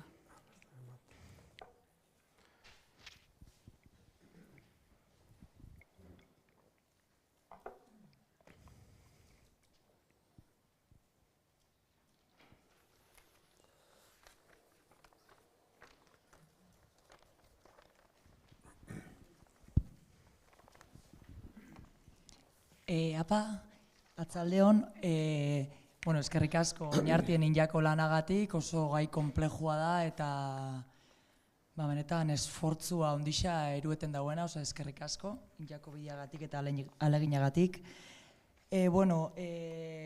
Piterrek esan dauenan arira, bota dau bukaeran galdera bat, kuoten ingurukua, eta hori ez dudazu erantzunik eman, beste galderen artean. Doakotasun erreal baterantz doala lege berri hau, ez? Ez dakiguna da, lege hau azkenian aprobauko da, ez dan aprobauko, aprobetan da noiz jarriko dan martxan, eta onartu eskero be, zen mekanismo jarriko die horrek aurrera irueteko, ze berez, oin be, ez die legalak eta kobratzen dabiz, kobratzen jarraitzen die, ez dakit realidadien zein dan, azkenien jasoten dan diru publiko horrekin, ez dakit soldaten zein euneko babesten dan, eta igual beste zati hori ordaintzeko dan, edo dan bestelako eskaintza bat emateko ikastetxeak, ez? Orduan, hori argitzea bebai nik uste garrantzitsua izango litzakela, apur bat, ze mekanismo aurre ikusten dien hori betearazteko, hori eta beste hainbat gauza, eta apur bat argitzea bebai, kuota horrek kobratzia eta ezikusiarenak itxe horrek zergati hori, ez? Ze beti, gai ataratzen dani eta soldatak pagauen bidiela, ez daula diru nahikoa, benetan hori da, ero beste kalidadezko eskaintza hobeago bat eskaintzeko aukera hori ematen dauko eta horrek, ez? Ze azkenian, badakigun moruan segregazioaren gaian, kuota honek kobratziak, zuk esan dozulen segregazioa ez dala azten eskolatik, ez? Kanpotik datorrela. Bai, kanpoan bada hau, eta gisa da ikastetxian, kultura ezberdineko jentia egoten danian bebai, gero sozializau, bai, da gisa multzotan eta itxen dauiela, eta hor dugu kriston lanketa, ikastetxe guztietan. Baina segregazioa ikastetxetan badau, eta hor badauz punto batzuk,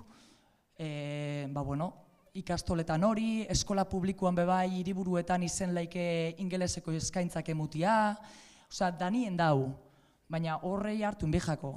Eta kuotena guztoko jaten erantzu eta beste bat, kristau eskolena. Ez laikotasun erantz goiaz, eta ondion be kristau eskolak babestia diru publikoz, eta esatia bai, eurak gauza ondisakin jauela, baina ez hori da segregazio iturri bat kristona. Ze katolikoak ez direnak ez daude onartuak, eta gizartean hitz honetan ez da erlijio bakarra. Eta ez da erlijio bakarra, eta guk laikoak izaten nahi dugu. Osa, sinistea ikasle guztiak nahi duena. Edo ez sinistea. Baina guztiak ongi hartatuak izatea. Orduan, apur bat honei erantzutia eskertuko goke. Eskerrik asko. Kuotena, bi mekanismo jasotzen diez lege proiektu honetan, bat da, unidade administratiboa sortuko dela, fiskalizatzeko kuotak ez dizela kobreta. Hori, oinarte egon dana da. Azteko, 83ko legeak arautzen dau sistemanen zati bat, eskola publikoa zana. Eta orduan kontzertatua zirenak ikastolak eta gehitu ziren hor, lege horrek ez dago arautzen eskola publikoa ezten ezer. Hori da, hau litzateke lehen euskal hezkuntza legea. Sistema osoan nolabait arautzen dauen lehen euskal hiru herrialde hauetan. Orduan hor gehitu ziren kontzertatuak, ikastetxe pribatu, ez? Eta gero, dekretuen bidez, eta joan da bizkat, arautzen, kontzertazio hori nola, zebaldintzetan eta beste. Gero, bai egin dira dekretuak, kuotak debekatzen. Baina ez egoen ez eskema integral bat, eta ez da ere eskema finantziero bat. Zordan ez dizuten azuri da kontzertatuek. Zuk niri aitortzen diazu funtzio publikoa betetzen duela, hori da kontzertua. Nik ezin dudan ez egin, administraziotik, zu ikastetxe pribatu bezala, fakultatzen zaitu zerbitzu publiko bat emateko, eta hortarako bat izut finantziazio hau. Eta esate izute kontzertatu, baina ni behar duan finantziazioaren zati bat. Eta beste hau, bakoten bidez autofinantziatu beharko dut. Eta hor egonda errealitate bat, dantzan, orain arte. Eta orain, lege honekin egin nahi dena sistema oso arautu. Eta joku zelai bat markatu. Zu ikastetxe kontzertatua zara, pribatua, kontzertatua, kontzertua nolabait ikastetxe pribatu hori funtzio publikoa lotzeko konbenio administratibo bat, edo denarako tresna bat, baina zuok ikastetxe pribatu kontzertatu eta eskola publikok osatuko duzue zerbitzu hau, Euskal Hezkuntza Zerbitzu Publikoa ditzen dugunok. Hau dira betekizunak, eta hau dira betebeharrak eta eskubideak. Eta legez arautzen da sistema osoa, ez? Hor, parte importante da finantziazioa da. Eskola, nola da? Itunean, hezkuntza itunean, hezkuntza akordioan, konpromisoa jaso zena zen, ikerketa bat egitea, azterketa bat egitea, eskola plazak zenbat balio duen, zer den finantziatu behar duena. Hori da egiteke dagoen zerbait. Haude, kontzertatu piztina dauzkatenak. Piztina finantziatu behar dira, ez, ze bestela bakoitza piztina bat izateko eskubidea izango luke. Ez, bale, zer da eskola plaza baten kostua zein da benetan. Nola definitzen da hori eta nun jartzen da langa. Bale, behin hori izan da, bermatu beharko da uneko finantziazioa. Eta horrek izan nahi du, kontzertatuek finantziazio gehiago jaso beharko dutela, eta finantziatzen zaizkien hezkuntza zerbitzuengatik ezingo dutela kuotak kobratu. Modu progresibo baten joan beharko da finantziazio igotzen eta kuoten kobrantza jaisten. Iritsi arte punto batera, oreka berri batera, non ez dagoen kuotarik eta kontzertatua finantziatzen euneko egun. Zergatik Euskal Hezkuntza Zerbitzuaren parte direlako. Hori da, egin behar den rekorridoa.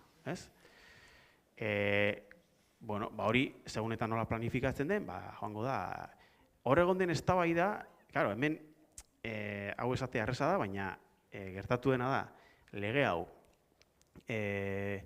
prozesu koherentea litzateke lege batekin, eta gero, kontzertuak berritu, eta gero, planifikazio dekretu batekin, eta gero, onarpen dekretu batekin, baina hor dago, egon da, denboran kontrasan bat, kontzertuak Espainiatik behartu eta berritu behar ziren aurten iaz, barkatu, eta legea egin gabe dago, eta planifikazio dekretu atera behar zen, eta lege barik, ez? Orduan, hor gaude, eraikuntza prozesu pixkat kontrasankor baten, ez? Ez da prozesu logikoa edo koherenten hau, ez?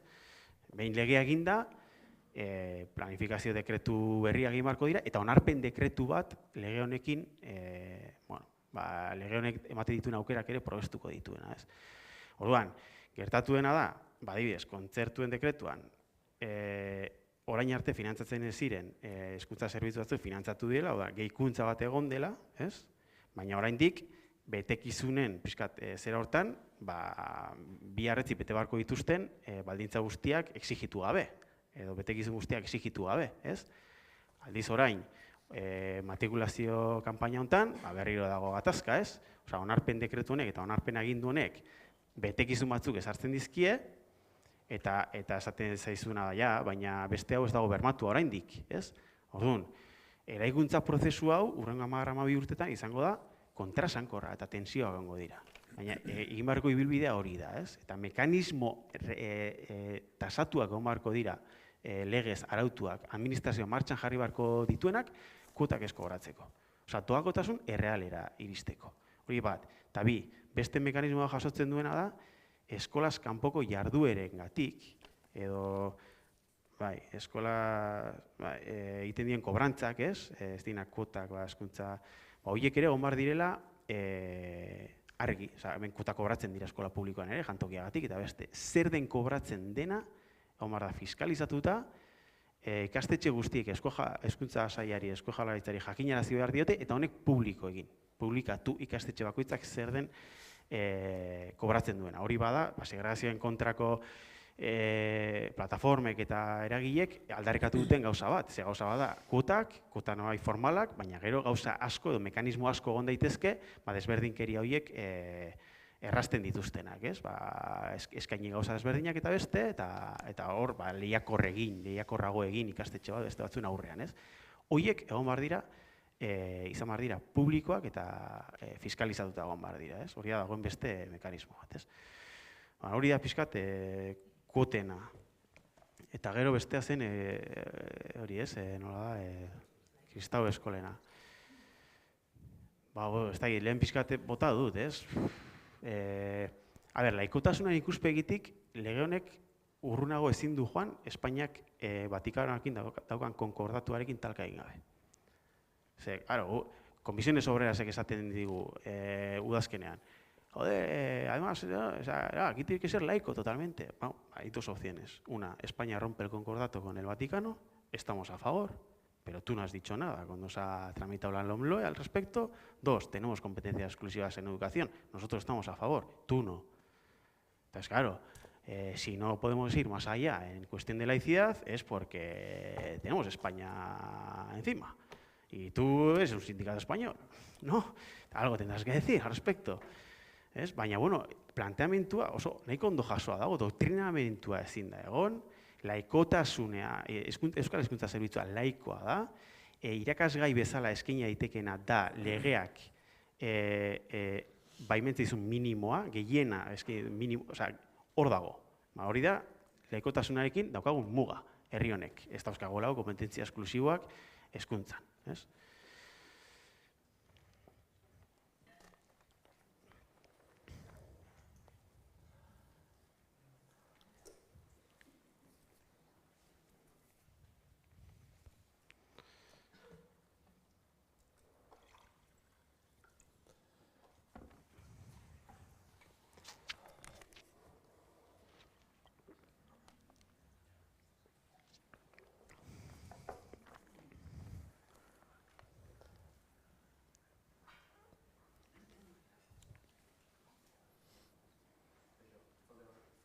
Markatu, ez zaiten zuten den.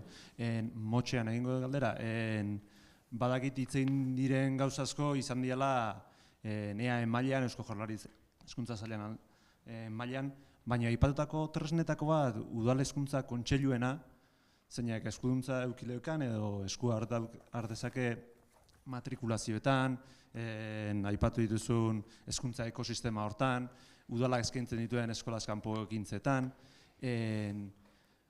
badago asmo zehatzik kontseilu horiek martxan jartzeko eta eraginkorrak izateko etxe bilduren aldetikan herrietan ekainetik aurrera? Edo segituan azteko mugan? Osa, arrasaten.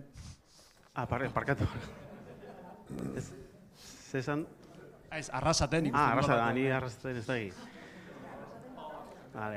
Ez, hemen apunte bat, Diot, igual, Arrasaten sortu zen 2002an, Udal Kontseilua.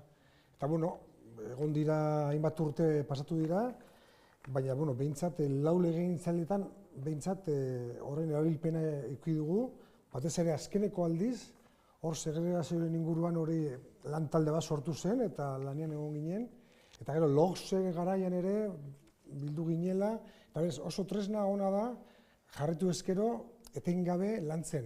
Egiten da, segun zein dagoen gobernatzen, edo erabiltzen duen edo ez. Eta gero hori sekulako tresna da, hezkuntza ez formaleko eragileekin eta gero eskolakin ere bai. Eta azkeneko aldiz hemen 2019an azkeneko bilera egin zen. Baina, berez indarrean egon da ia 21 urte. Hori hemen sortu zen, eta horre mugitu gara horretan. Hemen legean, nik uste dut hor oso salto polita ematen dela. Eta ni goratzen naiz PNV-ekin hasi ginenan, PNV gau ez zuen kontemplatzen, eta gainera guk udalak aipatzen genituenean, berai diputazioak aipatzen dituzten. Nik uste dut ja nahiko erdiguneko dela. Proiektu hezitzaileena, herri mailan, komunitarioak, eta nola eskolak jartzen diren horrekin harremanetan eta kooperatzen eta beste. Ez da obligatzen, ez da behartzen, lege honek ez ditu behartzen udalak hori egitera. Baina guri horrek ez digu hainbeste kezka sortzen, ze, EH Bildu badauka indar municipalizatu eta izango du, gu gai baldin bagara bideo jorratzeko horre desoreka bat sortuko du. Eta egiten den lekuetan forgatuko da horren onurak zeintzu diren. Eta egiten ez dutenak bultzatuko ditu egitera. Orduan, nik uste dut sistemaren gobernantzan kokatzen dira, udalak hezkuntza funtzioak ematen zaizkie modu formal baten, lege baten, horrek noski beharko du finantziazio gehiago, hori udal legeak hola jasotzen du, beraz hor ez dago zalantzarik. Eta ematen dizkie, bai, hezkuntza formalari ikuspegitik, ez? Eskola eskaintza planifikatzeko. Ez daukate erabakimena, baina bai proposatu dezakete. Matrikulazioak kudeatzeko, matrikulazio bulego bateratuak sortzeko, eta bai, hori, proiektu komunitarioa pixkat antolatzari dagokionez, ez? Eta horrek sortu ditzakeen bideak, ez? Gu dauzkagu esperientzia batzuk, azkeneko urtetan, adibidez, Oreretakoa izan da esperientzia bat, ze proba piloto bat egin zen hezkuntza sailarekin, amaitu da. Badago txosten bat, balorazio bat egiten, eta gutxi asko esaten duena da, bide emankorra izan da, esperimentatu asko eta emaitza potentea dira, baina ez badaukagu legerik ezin dugu hemendik aurrera joan. Guk ja badaukagu eraikia ekosistema hori, baina orain adibidez matrikulazioan esku hartzeko behar dugu kompetentzia hortarako. Eta lege batek aitortzea hori, eta espaldin badaukagu, ja rekorrido bat egin du, orain ja behar dugu urrats materialak eman gauza zehatzetan. Eta ez du merezi jarraitzeak legerik espaldin badago, zentzu hortan, ez? Orduan, guk uste dugu EH Bilduko udal guztiek egin behar dutela bide hau. Eta ez da bide arraza, ez udaletan ez dago gaitasunik, ez? Zu izan zara hezkuntza teknikari, ez? Ez dakite, baina arrasatik igual teknikari baino gehiago beharko dituzke, ez? Durangoko udalak ez du inoiz izan aurrekontu partida bat hezkuntzari zuzendua. Udal horrek ez dauka gaitasunik esku hartze bat egiteko hezkuntzan. Dagoen gatazkarekin. Oso polita da esatea hezkuntza proiektu komunitarioak, baina hemen kudeatu behar da gatazka bat. Eta horrek prozesu komunitario bat eskatzen du, esku hartze komunitario oso potente bat. Oso emankorra, asko eraiki dezakena, baina konpromiso handi bat eskatzen duena. Eta oro har udalak ez daude prest hortarako. Baina bide hori hasi behar da. Hasita dago, ez? Eta asko hau esperientzia politak, ez? Baina orain jauzi bat eman behar da. Eta lege honek, eman behar dizkugu tresnak jauzi hori egiteko, eta hor, bide bat egin ahal izateko. Eta nik, ez du nahi sartu hemen arazoetan, nahiko arazo dauzkate, baina esango nuke eskualde, ez dakit arrasaten bakarrik, eskualde hontan egin beharko litzatekeela esperientzia aurreratu bat euskal hezkuntza egintzaren ikuspegitik. Osea, hemen dago marko politiko bat eta marko instituzional bat legea onartzen bada. Ez dakit legea onartuko den, baina onartuko balitz, dauzkazu tresnak marko politiko, teorian adostasun politikoak eraikiak daude. Osa, esan nahi dut, gu egon edo ez udaletxean, ustez, ez gabiltza batzuk besteen kontra, oza, hemen, marko politiko bat adostu, gero ja basatzen gara mikropolitikan ez, baina marko bat dago adostua, eta marko instituzional baldin badukazu lege batik eman da, hori asko da, orain, hau prozesu komunitario bat izango da, beste inork ez du egingo, eta beste inork ezin dezake egin, ez bada tokian toki. Ze realitatea oso konkretua eta oso berezia da lekuan leku. Eta ezagutu behar da bertatik bertara, ez? Jode, baina eskualde honetan ikustu dut baldintza batzu behintzat oso nahi direla, ez? Hezkuntza proiektu bat planteatzeko, herri proiektu bat, estrategikoa, ikusteko ze eskola mapa izango duen etorkizunan, nola antolatu dezakegun, eta euskagun ekitate eta arazoak nola markoa tresneria emana dator, aplikatu egin behar da eta garatu, ikuspegi pedagogiko batetik planteatu, zeintzu den aukerak, zeintzu den eredurik egokienak, nola trasladatu ikastetxe batetik bestera, ez dakit, baliabide ekonomikoak ere bilatu behar badia, zagorazki hemen beste leku batzutan baino gehiago egon daitezke, ez dakit, baina beste inork ez du egin, ulertzen, hau ezin daiteke egin dekretu bidez, edo legeekin, edo hori da, trasladatzen saiatzen ari garen perspektiba bat. Lege batek ez du errealitate sozial bat sortzen. Lege tresna bat izango da. Hortik aurrera, ez badago, maila eskala desberdinetan, ez badago bultza politiko eta sozial bat, ez du biderik egingo, ez? Ez dakit, baki zaila dela, eta hasi behar da hitz egitetik, ez? Eta, mintzatolako foroetan, urrats batzuk ematen ditugu, ez? Zentzu hortan.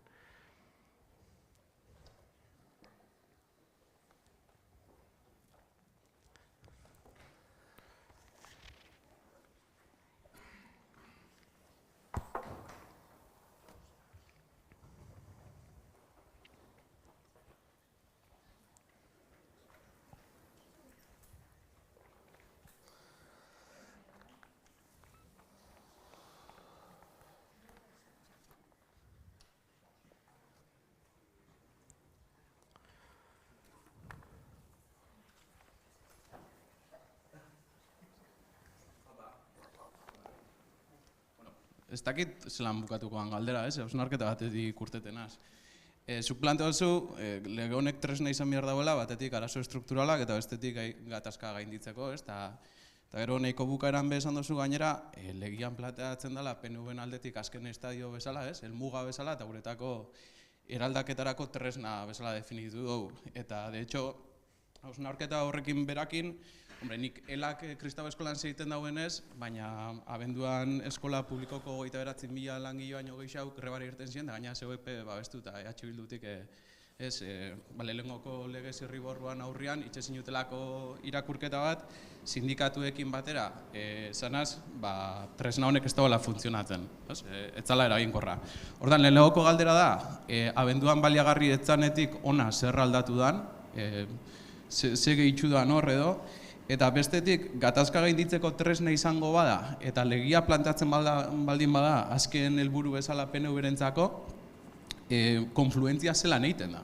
Not esan, ez dut indar komunitario hori egikaritu beharko litzakela gure eskualdian edo, baina legiak ze tresna dauka hortarako. Ez dakit, nik gainetik biratu ditut bat artikuluak, eta ez dut bat bera beza aurkitzu, adibidez labek proposatzen zuen titularidade partekatuetarako, edo udala eta kooperatibak edo nahi dana, hortarako nik tresnaik ez dut ikusi, orduan da, zeren arabera egiten duzun hori, beste barek. Bueno, lehenengo zirriborrotik ona ze aldatu dan, gu ikuste ditu aldaketa funtseskoak. Lehenengo zirriborroan Euskal Hezkuntza Zerbitzu Publikoa ezen jasotzen zen ikastetxen tipologiaren barruan, baina batez ere, zerbitzuaren parte dian ikastetxe bete behar dituzten bete beharrak, bete gizunak eziren jasotzen, zerrendatzen. Gure ustez hori zen hezkuntza akordiaren muina, ez?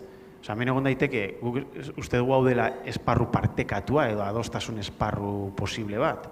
Egon daiteke jende bat, planteatzen duena gutxi asko sistemaren publifikazio progresibo bat, baina sistema publiko bat, titulartasun administrazioaren esku utzi titulartasuna eta hortik kanpo punto.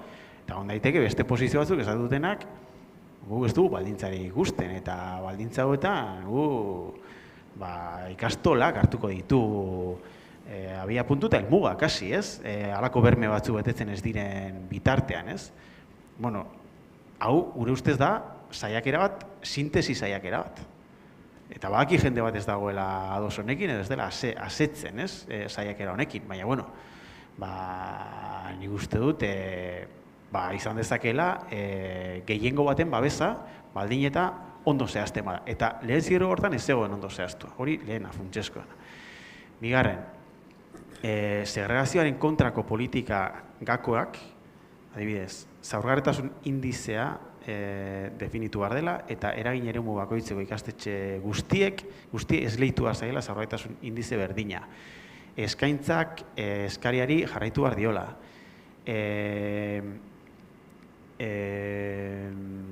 Ikasleen banaketa orekatua, segregazioaren kontrako politika nagusiak ez zeuden legean, bai? Eta guk esaten genuen zen, hau ez da 3-4 urtetan konponduko den zerbait. Legea 30 urterako bada, hemen egon behar da, legean egon behar da, planteamendu hau, eta jaso behar du erdigunean, ez? Inklusioa eta ekitatea funtseskoa izango delako sistema orekatu baterako. Beste bat, bazen doakotasunarekin lotutako neurri horiek, konkrezioa falta zen. Eta azkena, hizkuntzaren atalari ikusten genizkion hobetu beharreko kontuak. Eta hor, daude, hobekuntza nabarmenak. Lehena, legeanen zioetan esaten da euskara egoera minorizatu eta minoritarioan, euskara eta euskal kultura egoera minorizatu eta minoritarioan daudela. Eta hori importantea, ze horrek bete behar juridiko bat ezartzen du. Egiten da legeen zioen azalpen bat ona, erronka soziala bizi ditugunak eta beste, baina hor, falta da erronka sozial horiei aurre egingo dion komunitate politikoaren deskribapena. Euskal Herria da hori, eta Euskal Herria dauka hizkuntza bat eta kultura bat egoera minorizatu eta minoritarian. Eta hizkuntza sistemak baduka ardura bat realitate horrekiko. Eta aipatzen ez bada, ardura hori termino juridikoan desagertzen da. Bigarrena, Euskara eta Euskal kultura, eta Euskal kulturaren transmisioa lotu egin behar dira. Hizkuntzen irakaskuntzaren planteamentuan. Fiskalen esan dako norabidean, hau ez da D-eredua orokortzea hori baina askoz gehiago da. Eta hizkuntza kompetentziak eta hizkuntza eta motivazio sistema hori lortzeko, hiztun osoak behar dute motivazio sistema hori oso lotua dago dimentsio kulturalen lanketarekin. Hor utxune bat zegoen argia. Gero, hobetu da baita ere, hizkuntza proiektuien ebaluazioa. Kanpo ebaluazio bat egon behar da, eta hori importantea da, ze bestela, zu uste duzu hau ikastetxeen eskutan, eta ematen du administrazioak ardura bakendu dezakela gainetik, ez? Ez, barkatu, guztiz alderantziz. Honek askoz ardura handiago ematen dio administrazioari, ze gai izan behar da, erantzuteko ikastetxe bakoitzeko errealitate soziolinguistiko, sozioekonomiko bakoitzari, ze hizkuntza proiektu bat, horiek ezberdinak izango dira errealitate soziolinguistiko ezberdinetan. Eta hiru, mekanismoak egon behar dira, gehiago behar duenari gehiago emateko. Esplizituki esan behar da, errealitate soziolinguistiko ezberdina duela, eta horrek eskatzen duela tresna, baliabide eta zera gehiago proiektu horiek garatu ahal izateko. Hor, egon da, hobekuntza nabarmen bat. Orduan, nik uste dugu funtsezko bidea egin dela. Eta besteak beste eginda bidea egon delako mobilizazioa kaletan. Eta lan baldintzei dagokienez, nik uste dut aukerak daudela lortzeko garaipen importanteak epe laburrean. Eta posibilitatea hori baldin badago da, aktibazio bat egon delako. Eta besteak beste, oso importante izango litzateke behin-behinekotasunarekin soluzio potente bat ematea. Eta behin-behinekotasuna jeistea asko. 100%. 8%tik bera, eta desente bera. Orduan, batzutan, nik uste dut, kontziente izan behar garela, indar harreman nahikorik badagoela, borrokatzen den hori gauzatzeko. Eta horrek albiste onak direla. Ez da albiste txar bat lehen zirriborrotik bigarren ontara gauza guzti hauek aldatu izana. Da, presio politiko bat egon delako, presio sozial bat egon delako kalean, eta orain, hau eskutan, baldin eta 2008ko eskola inklusiboen aldeko herri ekimen legegilaren 8 puntuak, 8 eskaerak orain dela 5 urte edo 6 urte. Gaur, araubide badira lege baten eta dekretuetan hori garaipen bada. Eta garaipen hori ospatu egin behar da. Ze bestela ezkerrak arazo badauka. Borrokatzen du, lortzen ditu garaipenak, baina gero garaipen horiek areri hori oparitzen badizkio, beti galtzen du. Eta inork ez du nahiko festa ontara apuntatu. Ze beti galtzen du, eta beti gaude moskeatuta, eta beti gaude aserre, eta beti gaude frustratuta. Eta orduan, bau ez da oso gauza erakargarria, ez? Hori garaipen bada, eta garaipen horri zor zaio eskola publikoaren komunitateari batez ere, eta aitortu behar da, eta gu aitortu genuen prentsa horrekoan. Zergaiti, beraiek izan dielako, hau, zehazki, segregazioaren gaia jarri dutenak eztabaida politikoaren lehen lerroan. Lortu, eta orain dena dago egiteke. Ze, hau da, abia puntua. Baina, hartu dezagun bandera hori eta esan dezagun, hau da, lortu dena. Orain dela 5 urte hau zen, ez da intza dartzen. Parlamentuak despejatu zuen tramitera onartu gabe, ekimen legegile hori. Debate publikoetan ez zegoen, hezkuntzaren eztabaidan ez zegoen, gaur erdigunean dago, eta araubidean jasota. Bueno, aldarrikatu ezagun garaipena. Ez bestela PNV-ek irabazten du beti. Eta lan baldintzei dagokienez, akordio sindikal on bat posible baldin bada, egin dezagun, eta aldarrikatu dezagun, eta ospatu dezagun, bidean aurrera jarraitzeko, gauden lekuan gelditzeko. Ni uste pixkatu, egin behar dugula pedagogia pixka bat jendearekin bestela, benetan. Ni uste dut jendea, aquí siempre se pierde. Eta gero, PNV-rentzat hau da azken geltokia, segurazki, baina hor reflexio bat egin nahi dugu. Beste inor ez dago prest, lehen geltokitik aurrera joateko, diot, panorama politikoan eta sindikalean ere ez, PSE-ren proiektua ez da hori, PSE-ren proiektua da 93ko legean gelditzea, eta eginalak eta bi egingo ditu ez dadin legerik egon egintzaldi hontan, Podemosena ez dakigu oso ondo, ikusiko dugu, hor baitan segura kalapita dago eta oso tendentzia ezberdina daude eta beste, PNV-na esan dugu eta gurea badakigu. Baina esparru sindikalari lotuta, STLS proiektu badauka, ELA-arena ustez nahiko gure antzekoa da, baina ez dakigu oso ondo, labena dagor, ez, koordena dauetan, baina esan nahi dut, guk herri proiektua nahi badugu herri honentzat, indar harremanak eraiki beharko ditugu, Osea, ezin ditugu gure proiektuak inposatu, Hau da gure proiektua, Euskal Hezkuntza Sistema Publiko burujabea, bale, gutxiengoa gara, jendea konbentzitu behar da, punto.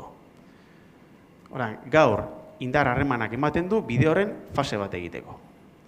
Gure ustez, fase hori egingo bagenu, bat, bidean aurrera egiten dugu, da, bi, aukera hobeagoetan egon gaitezke, konbentzitzeko jendeari, orain, hemendik aurrera egin behar dela.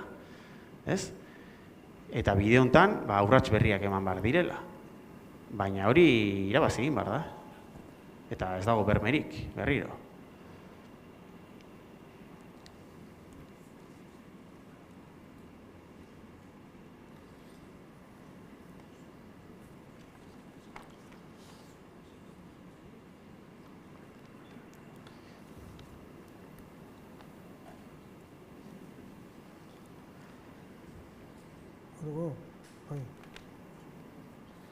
Bueno, bukatzeko berriro ere eskarrak ematea, solasaldi honetara etorri zareten guztiei EH Bildurentzat hezkuntza herri gisa amestu, landu ereiki eta ekiteko eremu dela sinisten dugulako.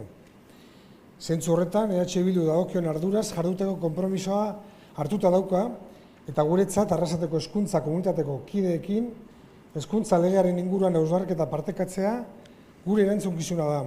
Eta arlo hau ere gure jardueraren oinarri izango da. Honekin, bukatzen dugu. Eta txalo bat...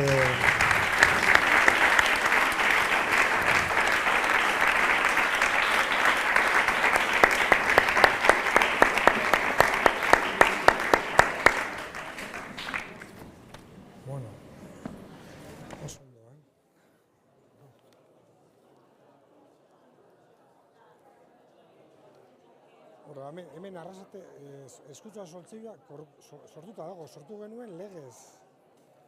Eta, karo, oso erabilera, azkeneko aldiz, 2019an, segregazioen egon ginen, lan talde bat sortuta, ikastetxe guztiak, zeuden barruan, eta gero, orokorrean daude, ikastetxeak, bakoitza banarekin, guraso elkarteak ere bai. Bai.